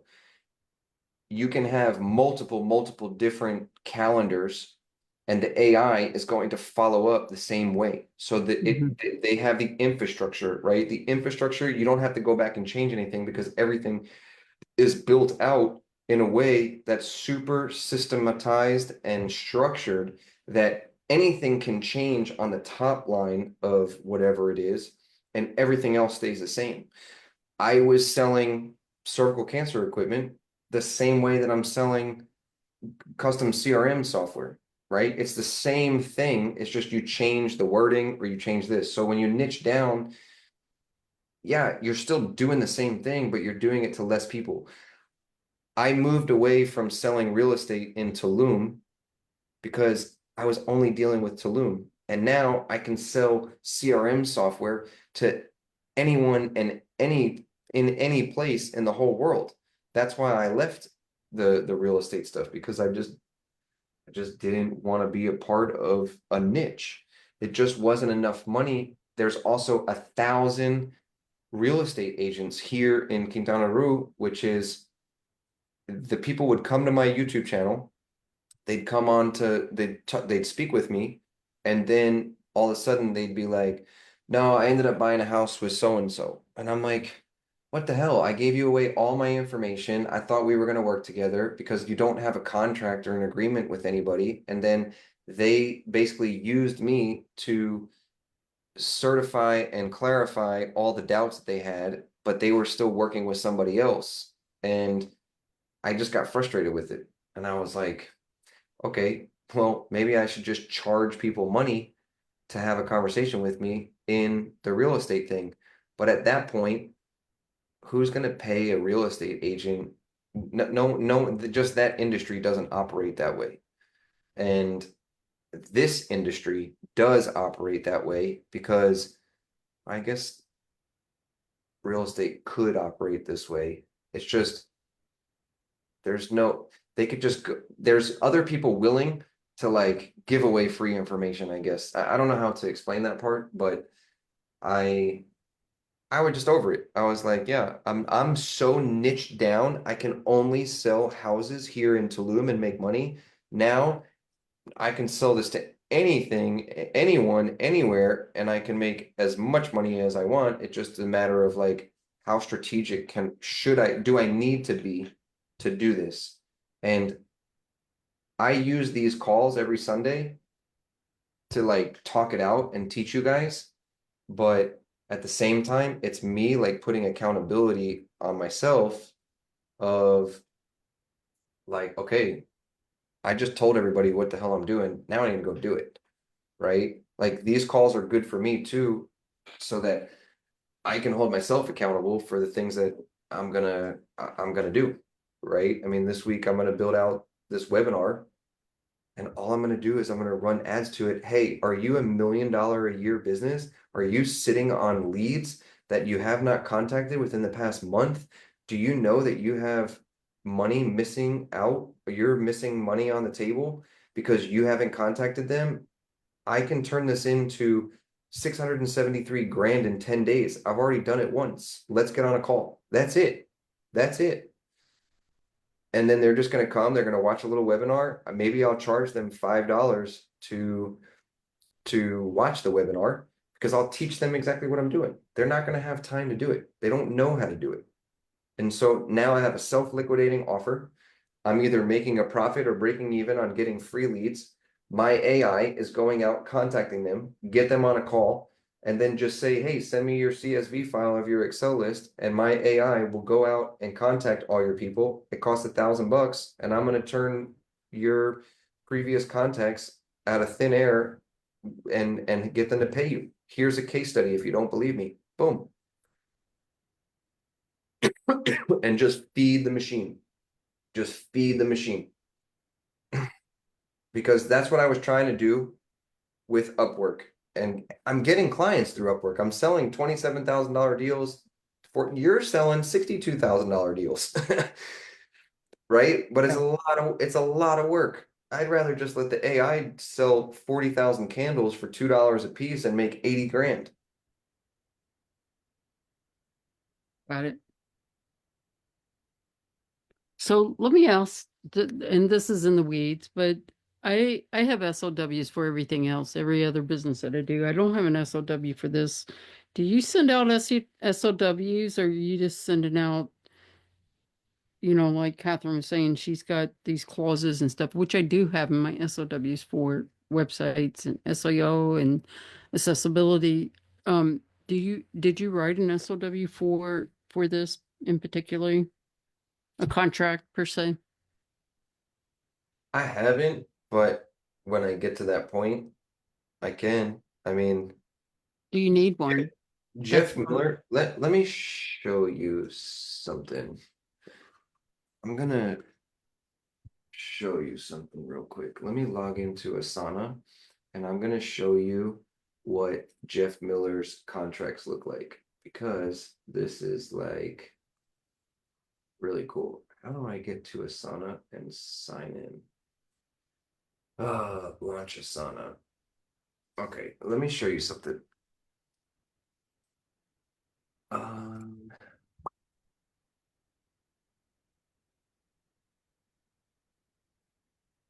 be like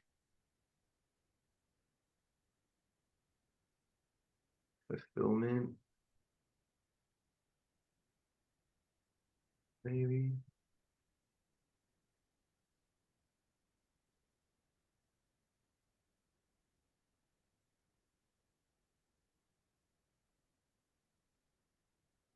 Give me 1 second. I want to find this. I think it would just be an agreement.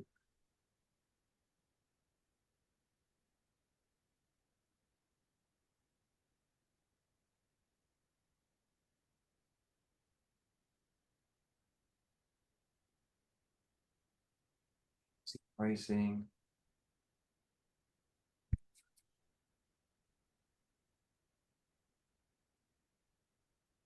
Here's onboarding docs. Okay, I think this is it.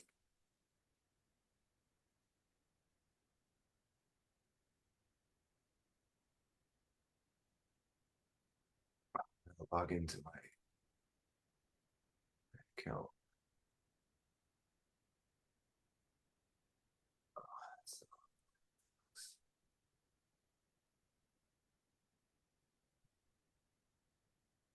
Let me just see something.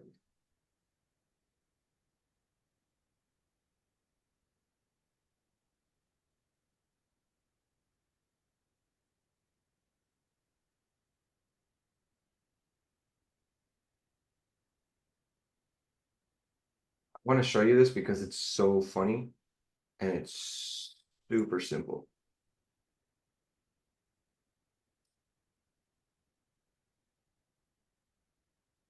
I think this is it.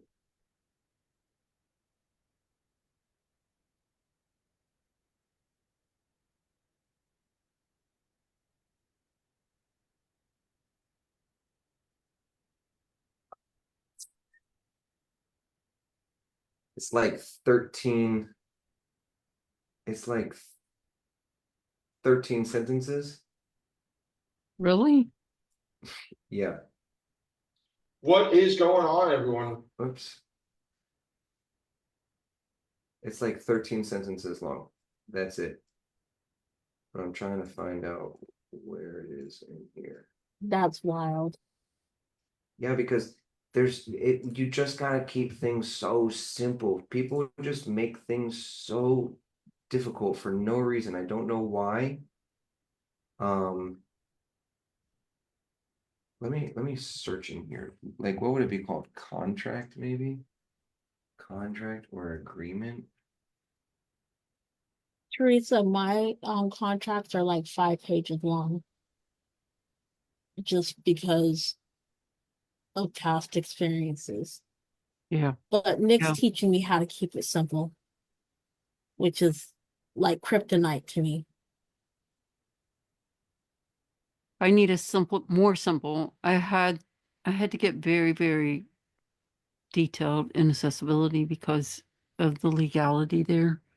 You know, if they were sued and I was helping them fix this issue. But with this stuff, I don't think it needs to be that extreme. I just don't have one. I don't know what to put in it. I'm gonna find this and I'm gonna send it to you. Actually, you know what? What? I made an agreement for somebody. I'm gonna just show you. I made one. I don't know where. I made one for an old client inside here. And I'll show you what the agreement looked like. What was the name of my company? I did something called like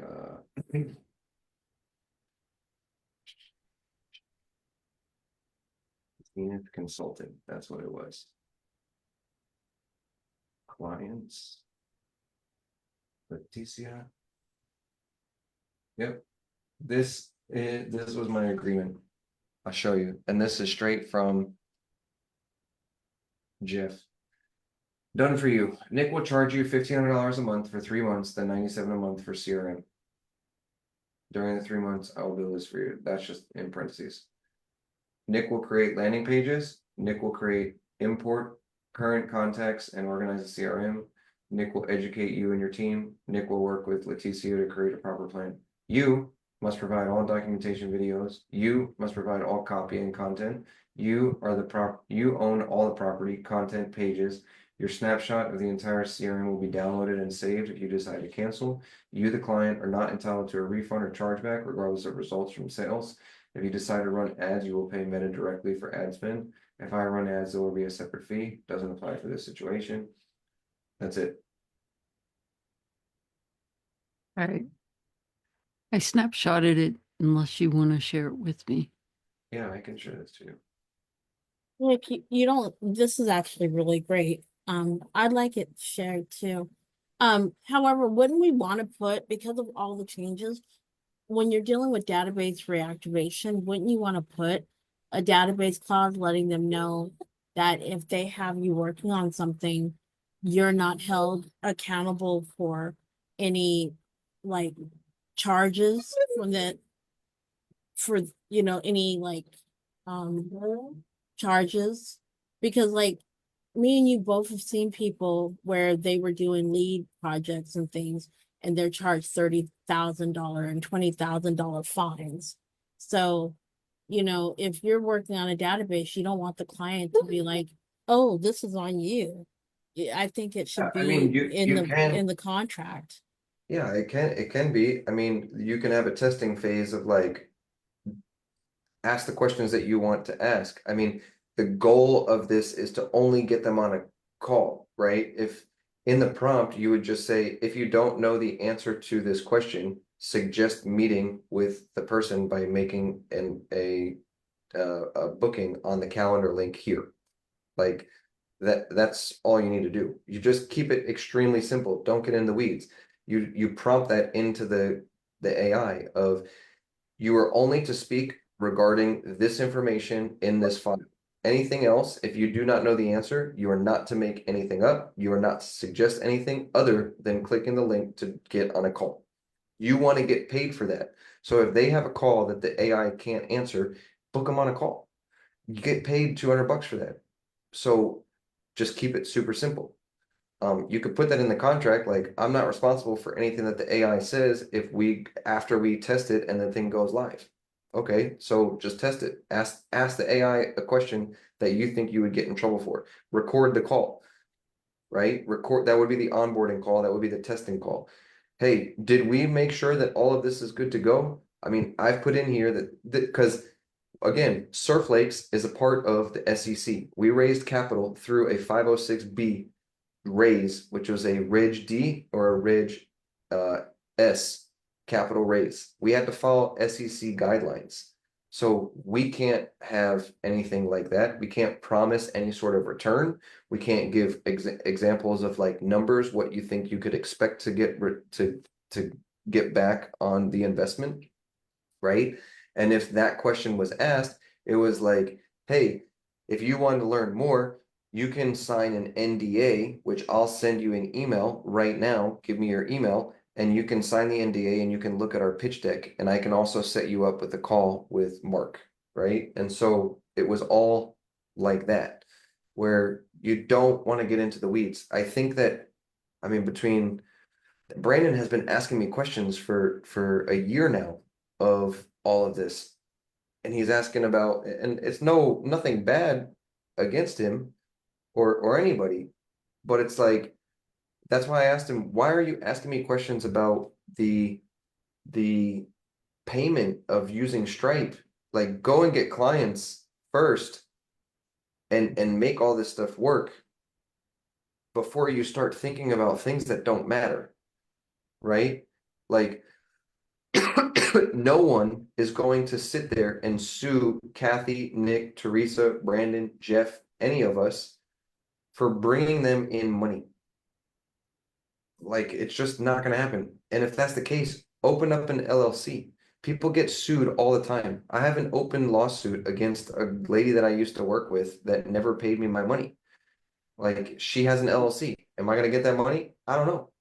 But it's like this is how this stuff operates. It's a business, right? And so if you sit there and focus on all the little things, we would never have a business. I understand. And that's And the problem. No, that's I 100. do that. I have an LLC, I have a DBA for Get ADA Accessible under the main LLC. And I was just sitting here listening about the LLC earlier, and I'm like, shit, I need to do a DBA for this stuff now. So it's just covered underneath my LLC and then my E&O and all the other daggone insurance I pay for every month. I can tell you how to do it way easier than that. And this is the Right. event that I have here in Playa del Carmen in 5 days is have a holding company in Anguilla. You don't have to pay any taxes on federal income or earned income because it's not a US based company. If you're not a W-2 employee, why are you paying taxes? That's how I have No, mine set I'm up. not a W-2, and believe me, I just dropped my taxes off on Friday. I'm like, crap, man. I got to pay taxes on all this revenue that ran through the LLC. But I'm pretty. that's my point. You shouldn't. If you open up a offshore company as a holding company to your LLC, you don't have to pay those taxes because it's not a United States based company. It's in a holding company. That's how I have mine set up. How do And so you do that, Nick? I mean, my accountant set up this LLC with your the accountant is various. not your accountant. I'll tell you right now, if you ever read the book called Digital or Nomad Capitalist, I just went to dinner with Bobby last night. He actually just liked this video. Um, I can set you up with Bobby and he can sit down with you and structure your entire business to where you legally do not have to pay pretty much any taxes. Yes, please. If I'm you're not looking. a W-2, if you're a W-2, that is obviously, I'm not a W-2. Everything ran through the LLC. um, which means if it runs through the LLC, it has to run through the bank. There's no cash and checks personally or anything. It all has to get deposited. So, but on and since it's a sub S, I only, I give myself a W-2 from my company. I have to take revenue to be a true LLC. So he does a very small W-2, and that's what I pay the taxes on. But I paid taxes on the company for federal and state before income taxes, before April 15th. I just paid $4,000 a couple weeks ago because they put me on annual instead of quarterly. So taxes are eating me up. but I have but I if you have a have this guy for holding you. company, that's how I know Dustin and Zane in our group. Um, the I have a very, very tight-knit group of entrepreneurs outside of what we're doing that I just went to dinner with Bobby last night, and spoke with him about all of this stuff because there will be a point where all of you guys start making serious money and you got to look into this. And I'll connect you with him. I'll send it in the WhatsApp group. I'll If you can definitely do want that, that that. would, Sorry, Teresa. Go oh, on. sorry. If you No, can do I that, I would really, really appreciate it. Yeah, I like yesterday I just paid $1,900 to have my LLC renewed with my company in Anguilla. And that $1,900, I don't have to pay taxes on $160,000 earned income. So it pays for itself. Like it's again, You're kidding me. That's about where I'm at, and I'm looking at ten to $12,000 come April.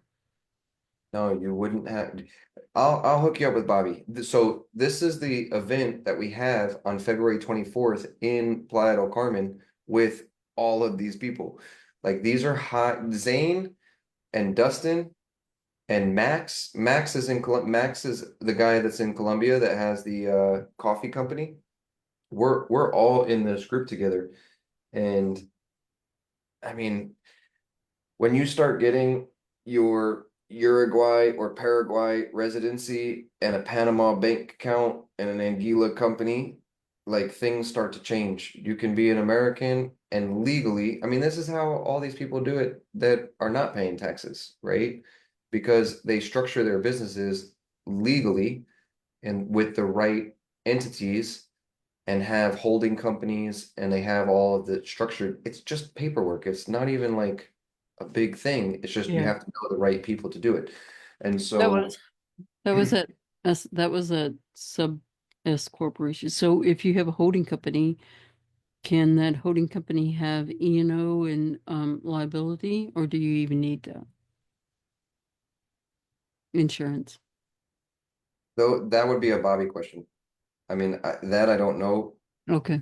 There's pros and cons of S corps and C corps, the way that you pay yourself and things like that. But this, Yeah, well, I'm what talking Bobby about, will help you and explain to you is above the pay grade of any accountant and any lawyer. I'll give you an example. So when I went to go sell my house, I put my house in an LLC in Wyoming with a beneficiary in Nevada with a holding company in Anguilla. The beneficiary, which is me, I wrote a $2 million lien against myself on the LLC in Wyoming. And what that meant was I protected myself from when I got a $10,000 fine from Airbnb for doing Airbnb in New York City. They're last in line because I have my taxes for you have to pay property taxes. You have to pay your mortgage. And then I have a $2 million lien right here, and there's no money left over for anybody else. So I never I even paid any of I the fund. understand. So when I went to the I don't know, the courthouse, the courthouse downtown in Brooklyn to go and get this paperwork, the lawyer looked at me and was like, "Where did you learn how to structure this? I've been doing this for 45 years. I've never even seen that, but that makes absolute perfect sense." And I was like, "I got a guy." And you know, these people are not taught that way, and that's what Bobby does. So I'll connect you with Bobby. Yeah, would you please? Yeah, I just went to dinner with him last night. He just flew down here. He'll be here for 2 months. But that type of stuff, yeah, I mean, Bobby is the one to do that. Okay. well, Yeah. And I when the think that you guys should join this group. Like this group has changed my life. Um, Bobby, Zane, Max, Dustin. I mean, these people are they're incredible humans. They own huge companies. They make millions and millions per month, per year. And like you see Zane texting you guys in the group, he's kind of a little bit, quiet, but the little things that he says, he's a professor in Atlanta. He's also an engineer. He's a mentor of mine. And like these guys are the real deal. Okay. I saw you said something about an event with the entrepreneur group. How do you join this group besides just going to that event? Is this the same group? Yeah, you take a meeting with Bobby. He's pretty particular about who he works with. He doesn't advertise it. It's just word of mouth like this. And Okay. so when you go and you have a meeting with him, I want to say it's maybe $500 for an hour to sit with him, or Mhm. you pay like $1,000 for the year or $1,000 one-time membership, and then you have unlimited amount of calls with him. Um, and he's the one that taught me how to do this. He's like, dude, when I started to charge $500 to just meet with me, that's who all these people are that are in this group. These guys are all multimillionaires. It just weeded out all the nonsense. And I only work with high-end people, and they're cool people. And so um I'll send you in the group chat, in the WhatsApp chat, Okay. link, Yep. and you can meet with him. But I'll tell you right now, for $1,900 for the year to have your LLC and your Anguilla business will save you 100 grand in taxes, and it's like just a no-brainer. It's like, why would I not do this? I believe it. Yeah, I put money away for taxes all year long, and when I dropped them off to the accountant, he always laughs at me because I'm like, should I just put more money in an IRA? How am I going to reduce these taxes? Did I put enough back for the year? I'm talking about $14,000 um in taxes, which seems crazy. It just seems like you get robbed, you know, for your work. They take so much, but it pisses me off too. Yeah, that's why I moved to Mexico. All right. Mexico, here we come. No, please. Yeah. All right. Thank Well, you, Nick. I I appreciate it. gotta eat something. But I love these calls. I know that I sometimes get frustrated with you guys, but it's like, just keep the shit simple. Don't get caught up in the weeds. I Like, know, but that's where my mind always goes. I always have to know the how to before I seem to be able to reach out because I want to know what the hell I'm talking about. yeah. And Yeah, I and have that a there's a love-hate relationship with that. Like, I don't think that you should not know the how to, but at the same time, like what Brandon was saying is like, well, what's the offer that I have to put together? It's like, dude, you don't need to have an offer. You are just coming in and just reactivating their leads. Let them tell you what their offer is, because you're only going to get paid off of just the meetings.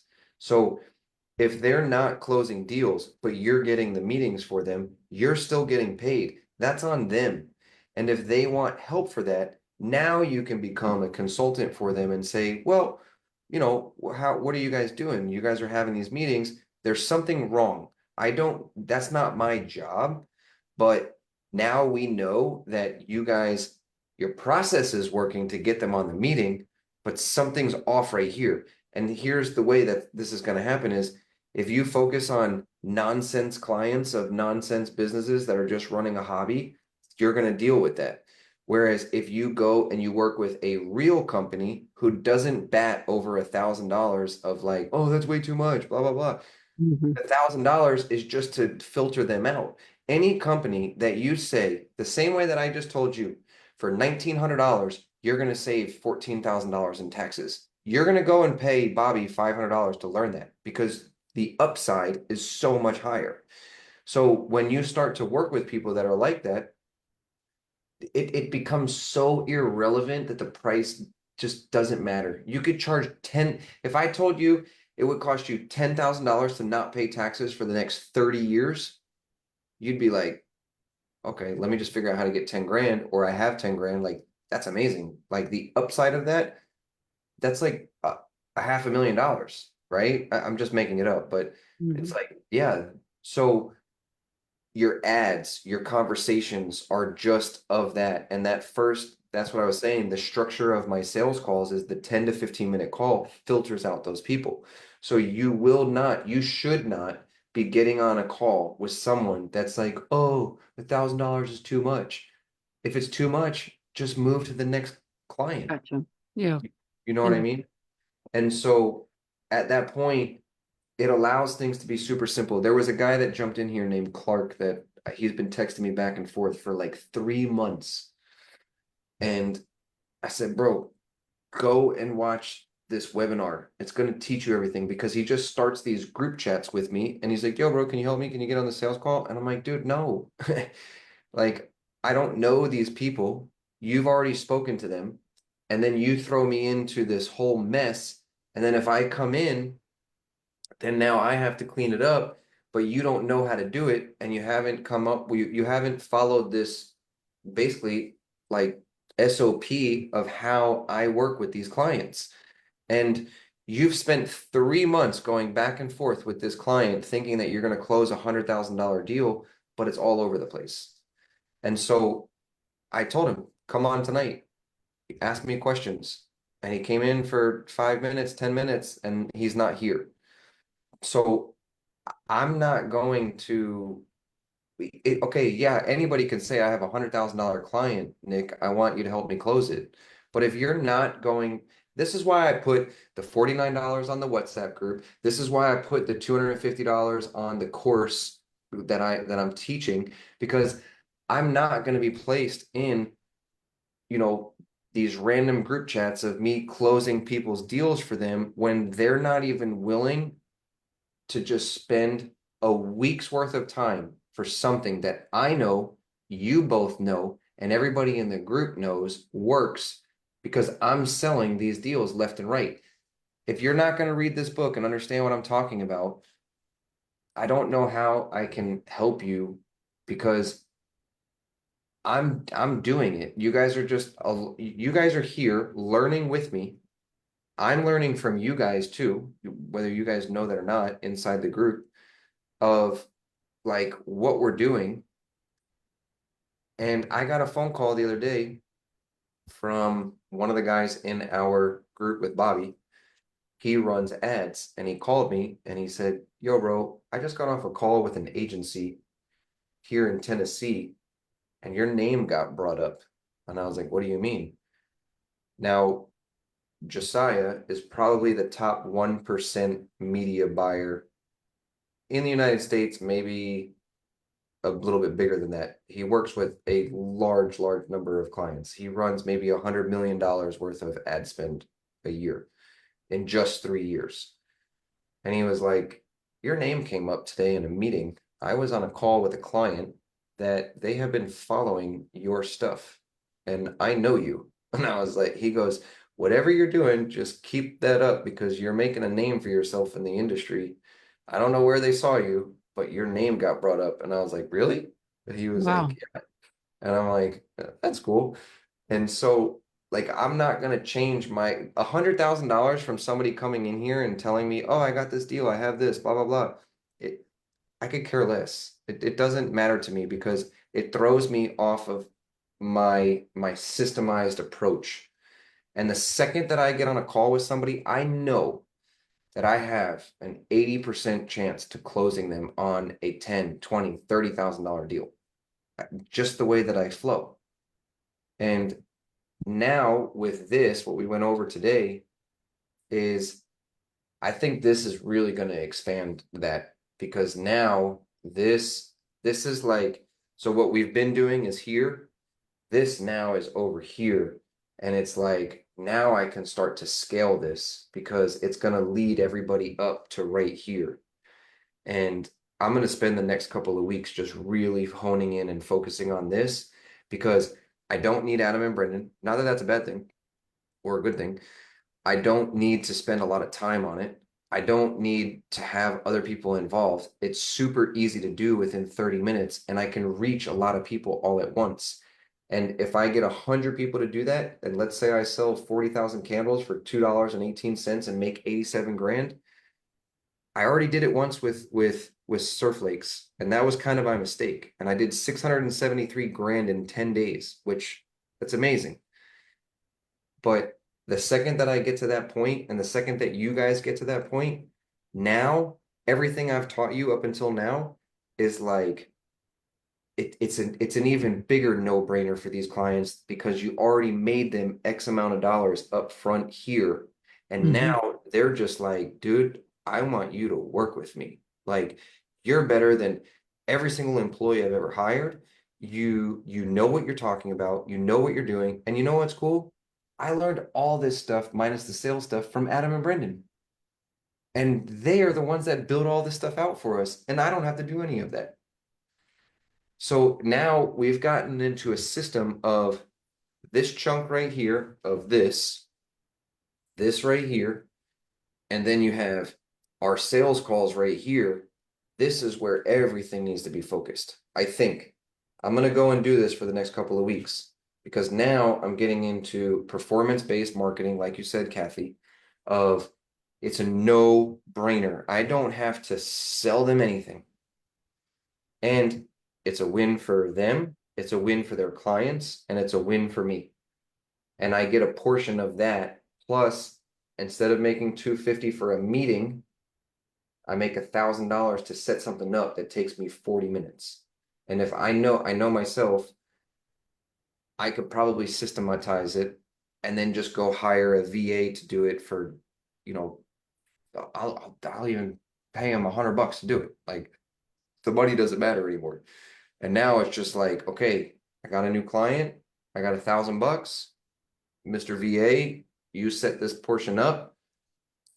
And then 2 weeks later, 3 weeks later, a month later, the company contacts me and says, hey, we really, really like what you did. You just brought in another 670 grand in the past 6 weeks or 6 days or 10 days or whatever it is.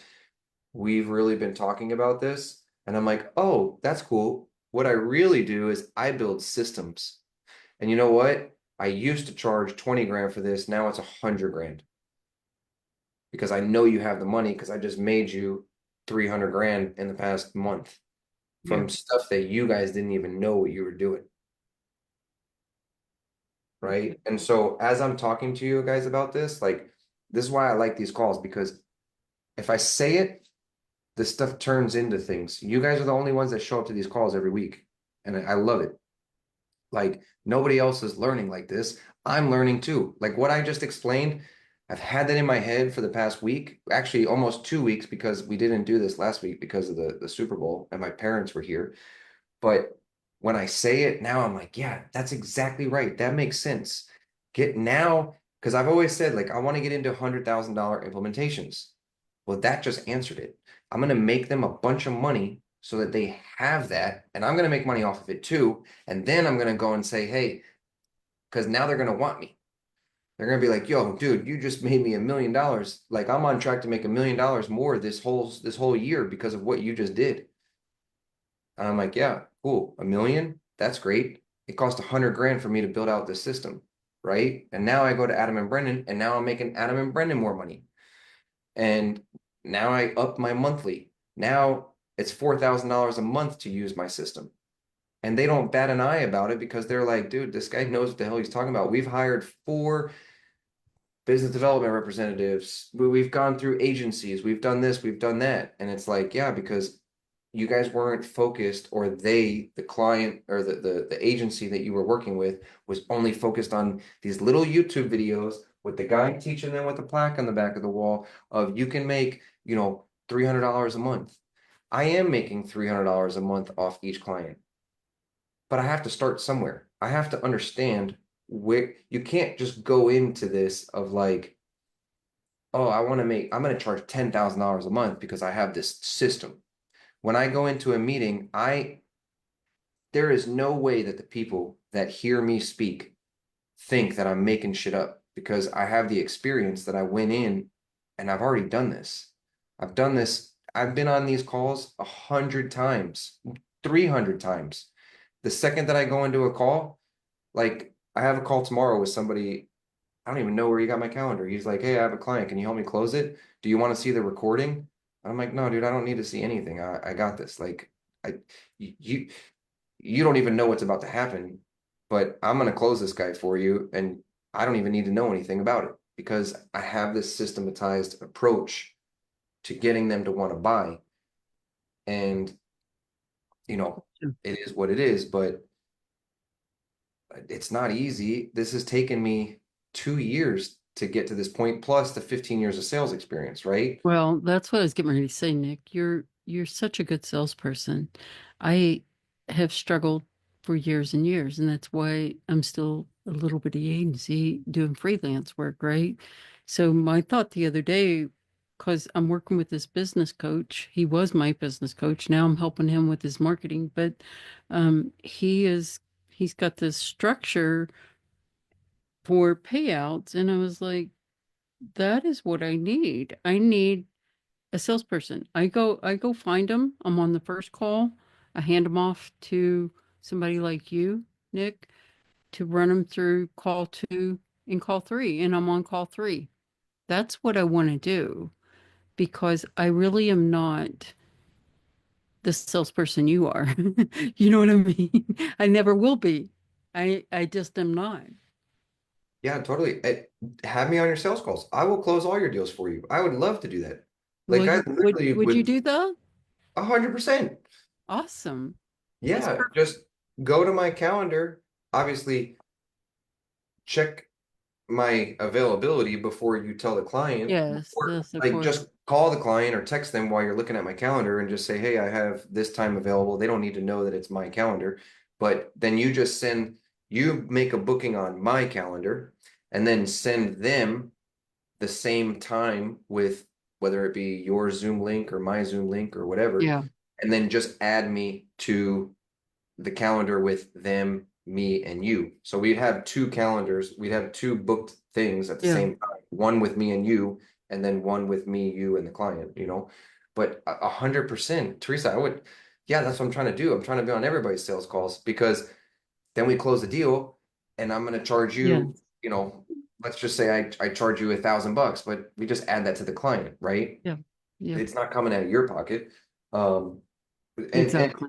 yeah, like I don't care about that, but I would rather just be on your sales calls because I Okay. like to be.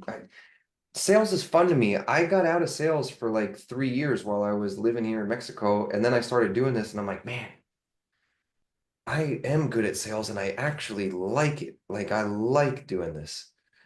Yeah. And I don't. see It, that you that's my hold up. And when I worked with this business coach for like 5 years, and he was on me about sales, and he said, I just don't like doing sales, but consulting is different, but I still am not a good closer. I sold cars one time. speak, And but your words are powerful. I know that I've been majorly.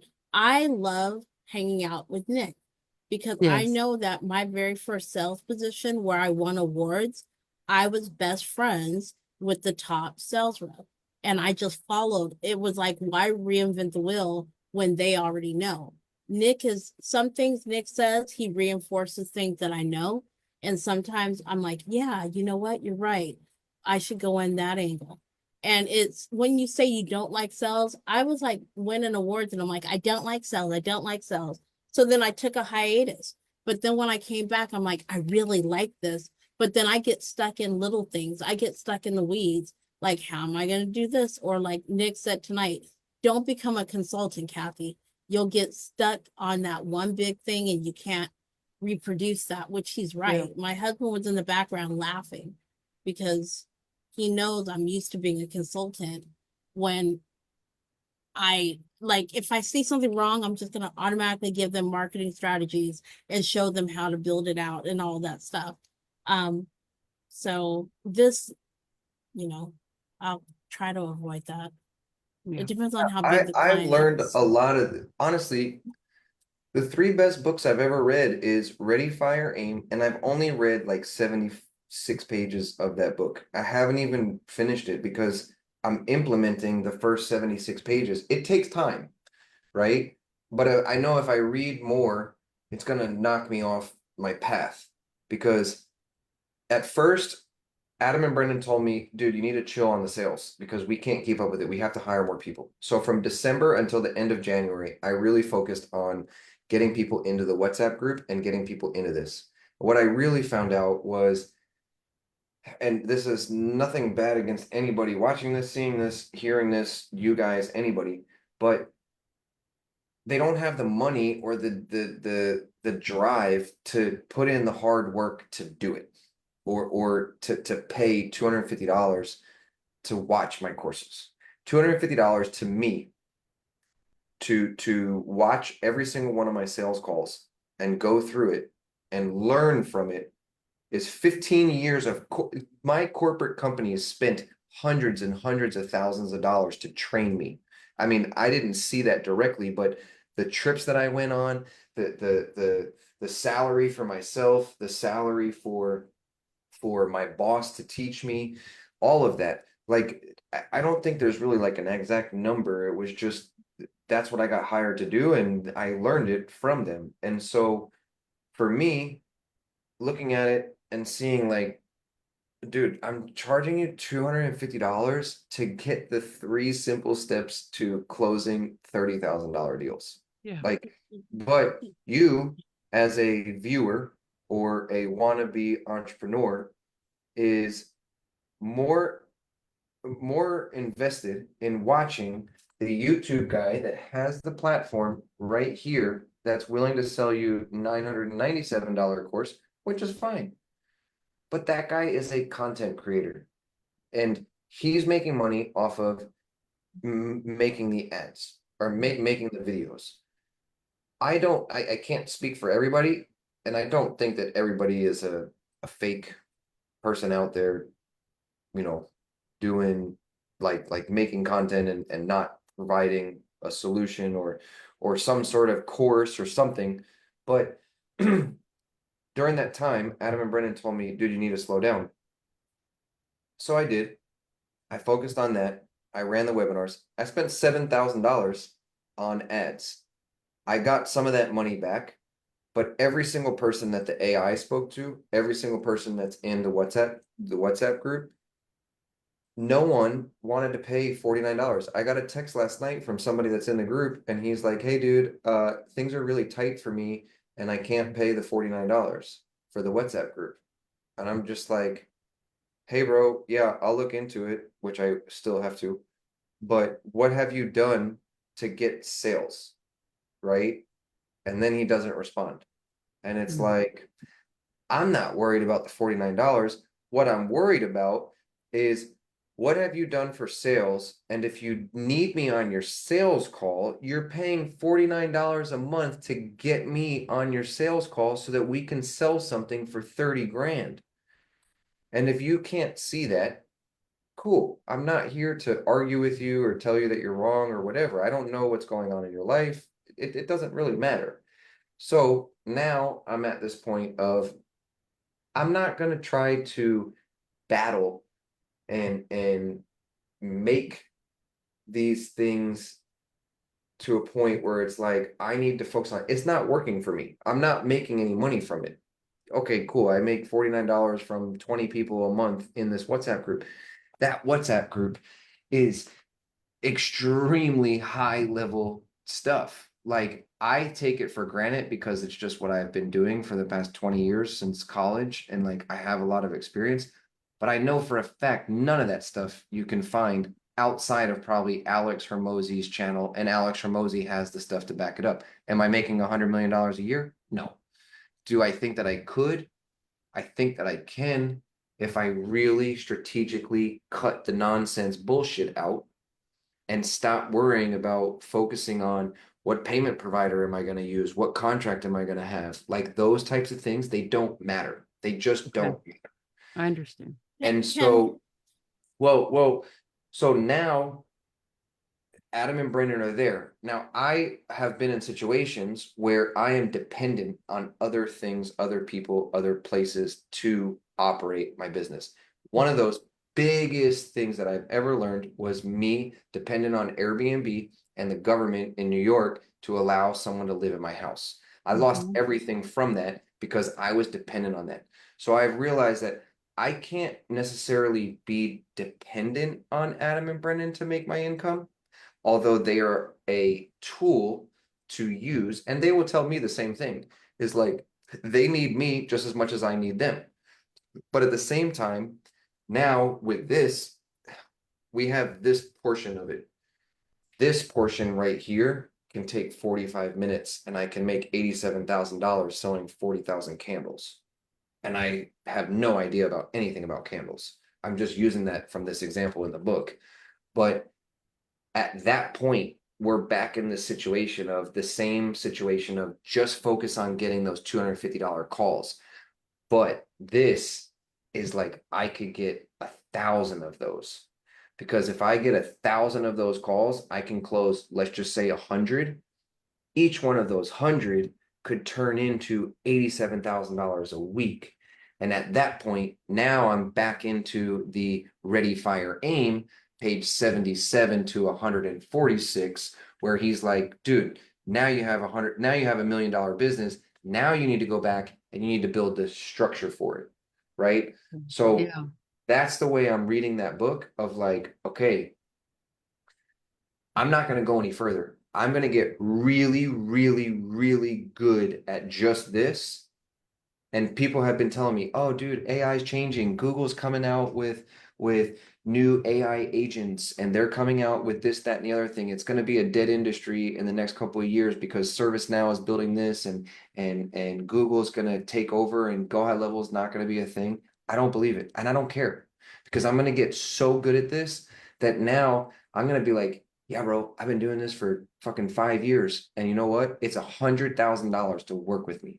And now I just need 5 clients, not 500, right?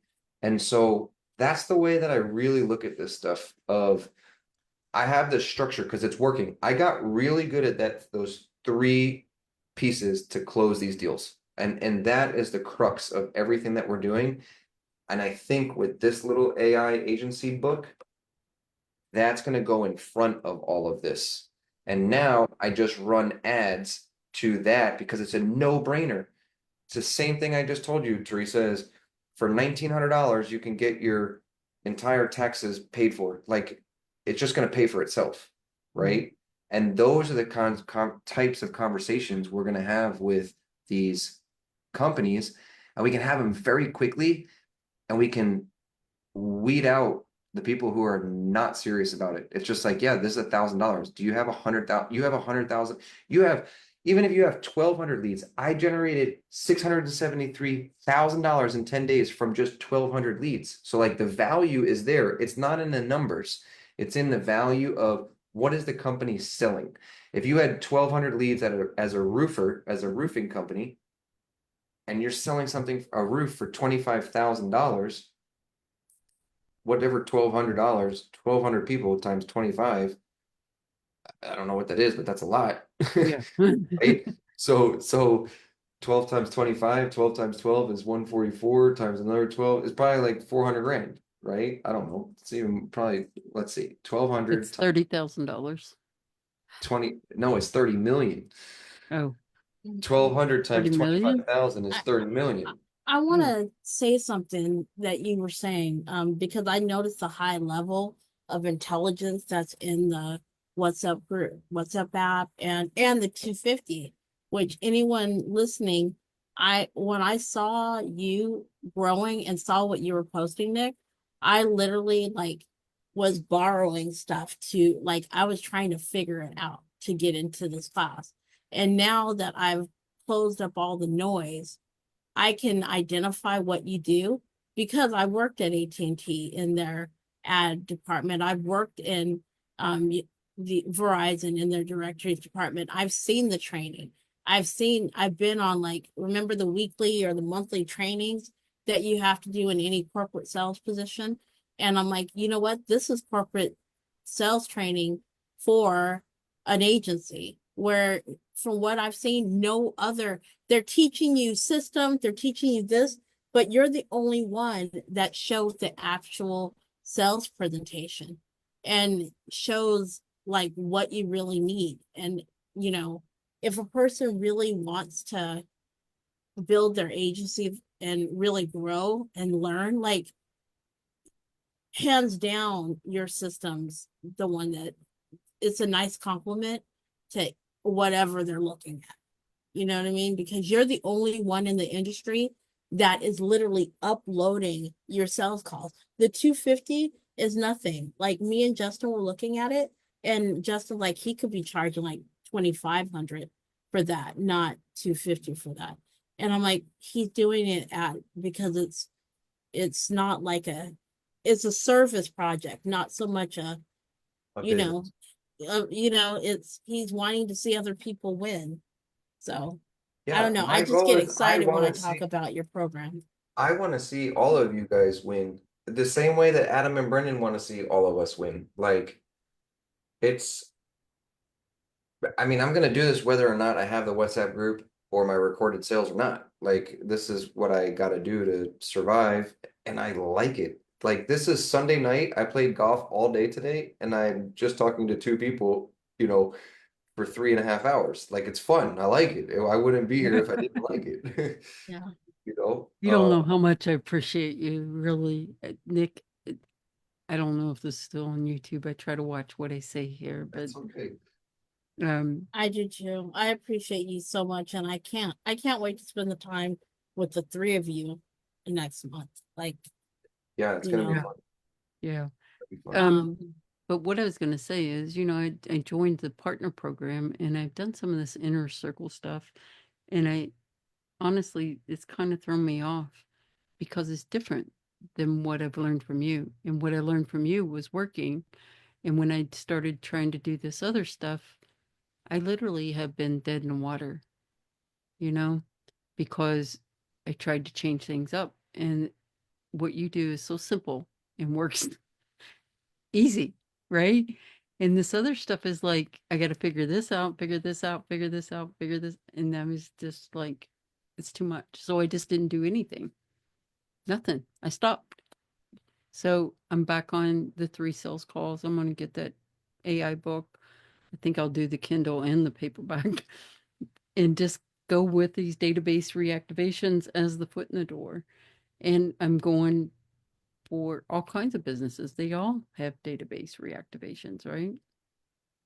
Yeah, I mean, I've been like when I go to sleep, I sit there and I think about it of like, I mean, think of all the law firms that have people that were in a car accident or I don't know, something where they just the person. So I'm in a lawsuit right now against some lady from Upwork that hired me, and this happened in June. This is my first client. And I'm more than happy to talk about it, and I'm more than happy to say her name. Her name is Kelly O'Neill, and I think she's an asshole. Like put that on. And so um she ended up having uh like 25 people that she hired and basically did not pay them. So I let it go. I was just like, screw her, whatever it is, what it is. I'm not gonna be a part of this. Like, it's not worth my time. It was like $9,400 that she didn't pay me. And um, a couple weeks ago, I got dropped into a group chat with all these random people from Upwork that found my contact information and were like, hey, we have a girl that successfully was able to collect her payment. This has happened to like almost 25 people. There's scams written about her all online. You can Google her. And so they hired a lawyer, and basically all we had to do was pay $100 a person to have the lawyer write out this paperwork. I don't. Honestly, I don't even really know. Like, I don't know. That's the lawyer's job. But I wasn't gonna put energy into it because it was like that was back in June, and so I was thinking about it. I bet there's so many people out there that or lawyers that were gonna work with somebody, but they didn't. And that's just one little thing. So again, like coming back to our conversation about niching down, I wouldn't niche down, but at the same time is like I know that there are a ton of people out there, not people, businesses that have all these leads in there that things change over time, right? And so a real estate agent was probably speaking with someone that wanted to buy a home, and then maybe their grandmother passed away, or they had to, this has happened to me, like I can't buy the house because I have to my father got sick, and now I have to pay to put him in a like an assisted living place. Like that genuinely happened to me when I was selling real estate here. I have not spoken to that guy in, you know, probably a year and a half. But if I did some sort of database reactivation for all of the leads that I generated from my YouTube channel, it's like, hey, what's going on? We spoke, in the past about buying a property here in Mexico. Was wondering if you're open to learning more. We've been growing, we've been doing this, whatever, right? That little text message could spark a conversation, and the guy is like, yeah, you know what? My dad's in the nursing home. Actually, he's out of the nursing home because he got better. So I'm not paying for that anymore. I got a new job and I'm making way more money because now I'm working at Amazon, or I don't know, just a big company. And then all of a sudden it's like, you know what? Me and my girlfriend got married, so now we have double the income, and we would love to sit down and speak with you, right? That's one out of, let's say, 1,000, but that one out of 1,000 is 6% on a $600,000 home. That's $36,000 from one text message, and you times that by 100,000. You know what I mean? Mhm. So it's I was sitting down in bed, laying in bed the other night, thinking about this as I was reading this book, and I'm just like, man, I already did this once. I did this for a company that I didn't even know. I don't know anything about surf lakes. I don't know anything about any of that. And I already did it once. Why do I not do this? There's a girl in our group, Olivia, who we had a conversation with, a company that's they're the biggest wine distributor in the world. And we were trying to go through the 3-step process. And this is, here's another thing. Going into corporate and selling this, implement, because I've been saying I want to do this for $100,000 implementation fees, or, even bigger. But when you get into the corporate level, there becomes a lot of bureaucracy type of situations where they are not the decision maker. They have budgets, they can't make that decision, and that sales process could probably turn into a long, drawn out process by needing to have, the decision maker on there, and then I have to do a presentation, they have to go and show it to so and so, it gets lost because they have their daytime job and whatever. And so I texted Olivia last night and I said, Olivia, send this email to the wine company. Hey, so I was thinking about it. Instead of just building out your system, why don't you just send us an Excel file or a CSV file of all the leads that you have, and tell us what you want us to do with them, and we'll just make you money from the leads that you already have. And that right there is kind of the foot in the door offer, because and it would cost $1,000 or whatever it is. And that right there is like just a foot in the door offer of, okay, cool. $1,000, we don't need like this whole bureaucracy of people coming in and making decisions. Like I could, based off their level of where they're at in the company, maybe he's like the vice president. He could probably, it's probably much easier for him to get $1,000 to try something out than it is to get $50,000 and pay $20,000 a month for it, right? And Right. so at that point, now just send us your list. We'll get you guys more wine distribution sales through your partners or whoever's on the list. Whatever it is that you want to sell. I don't know. They sell like weddings at their winery in Napa Valley, like in their, I don't know, they have like a big event center on the winery. then they have events where they go and they bring in like importers of wines, whatever it is that they want to do. Well, I was thinking about it after reading this book, and I'm like, Olivia, just send this email to them. Like, let's just lock them in to just give us their Excel list and we'll just sell it. Because the second that they start to see all these sales come in, they're gonna be like, yo, who the fuck signed this up? Where are we getting all these sales from? Can we go and talk to that guy? Right? And now you caught their attention. And so instead of and I know this from just working in corporate, is like sometimes they think, even though our sales process is awesome, great, wonderful, and it's logical and it makes sense, there's also a lot of other people involved. And so by adding this piece in the front, I think, I haven't done it yet, but I think that it's such an easier way to get in. And here we had Scott on the line. He's on the Zoom call. He's like, dude, I've been doing this for 6 months now, or whatever the time period is. It works. It absolutely works. And we're implementing $100,000 bills because no one is going to say no when they start spending, $20,000 for the meetings that you set up that are bringing in $600,000 in revenue. Like, people are going to be like, yo, who is doing this? Where is this coming from? This is amazing. Like, why have we not been doing this? Can you get me on the phone with that guy? And at that point, that's my foot in the door to say, yeah, we could totally build this out. It's $100,000. We've already made you 600. Like, you're paying 1/6 of what this is, and I got paid 20 grand. I'm just making numbers up.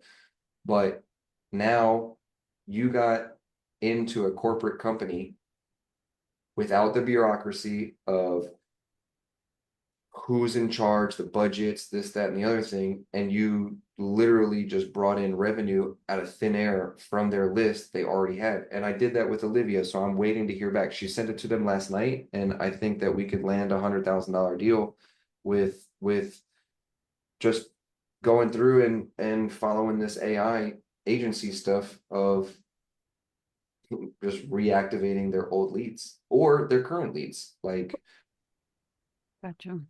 Plus, on $1,000, a lot of times corporate budgets, if it's something like $1,000, it doesn't have to go up the chain so much. They're given like exactly. a They might certain already have it in their budget for minimum each month. spend. Yeah, exactly. Yeah. Yeah, whereas they don't have to get it so much approved when you go higher.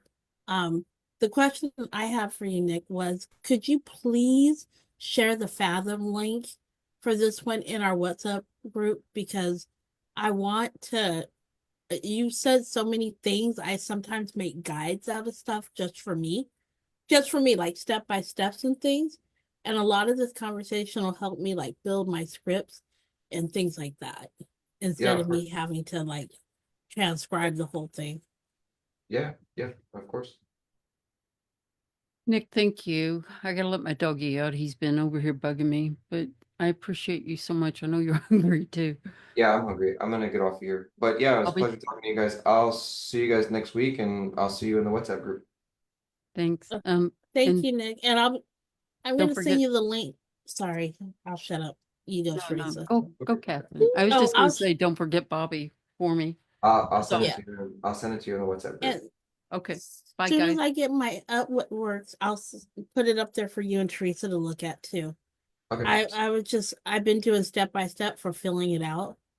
And some of the stuff I'm not perfect in, so I'll just ask you if it needs to be improved. Okay. Yeah. Sounds like Okay. Good night. all right. See you guys.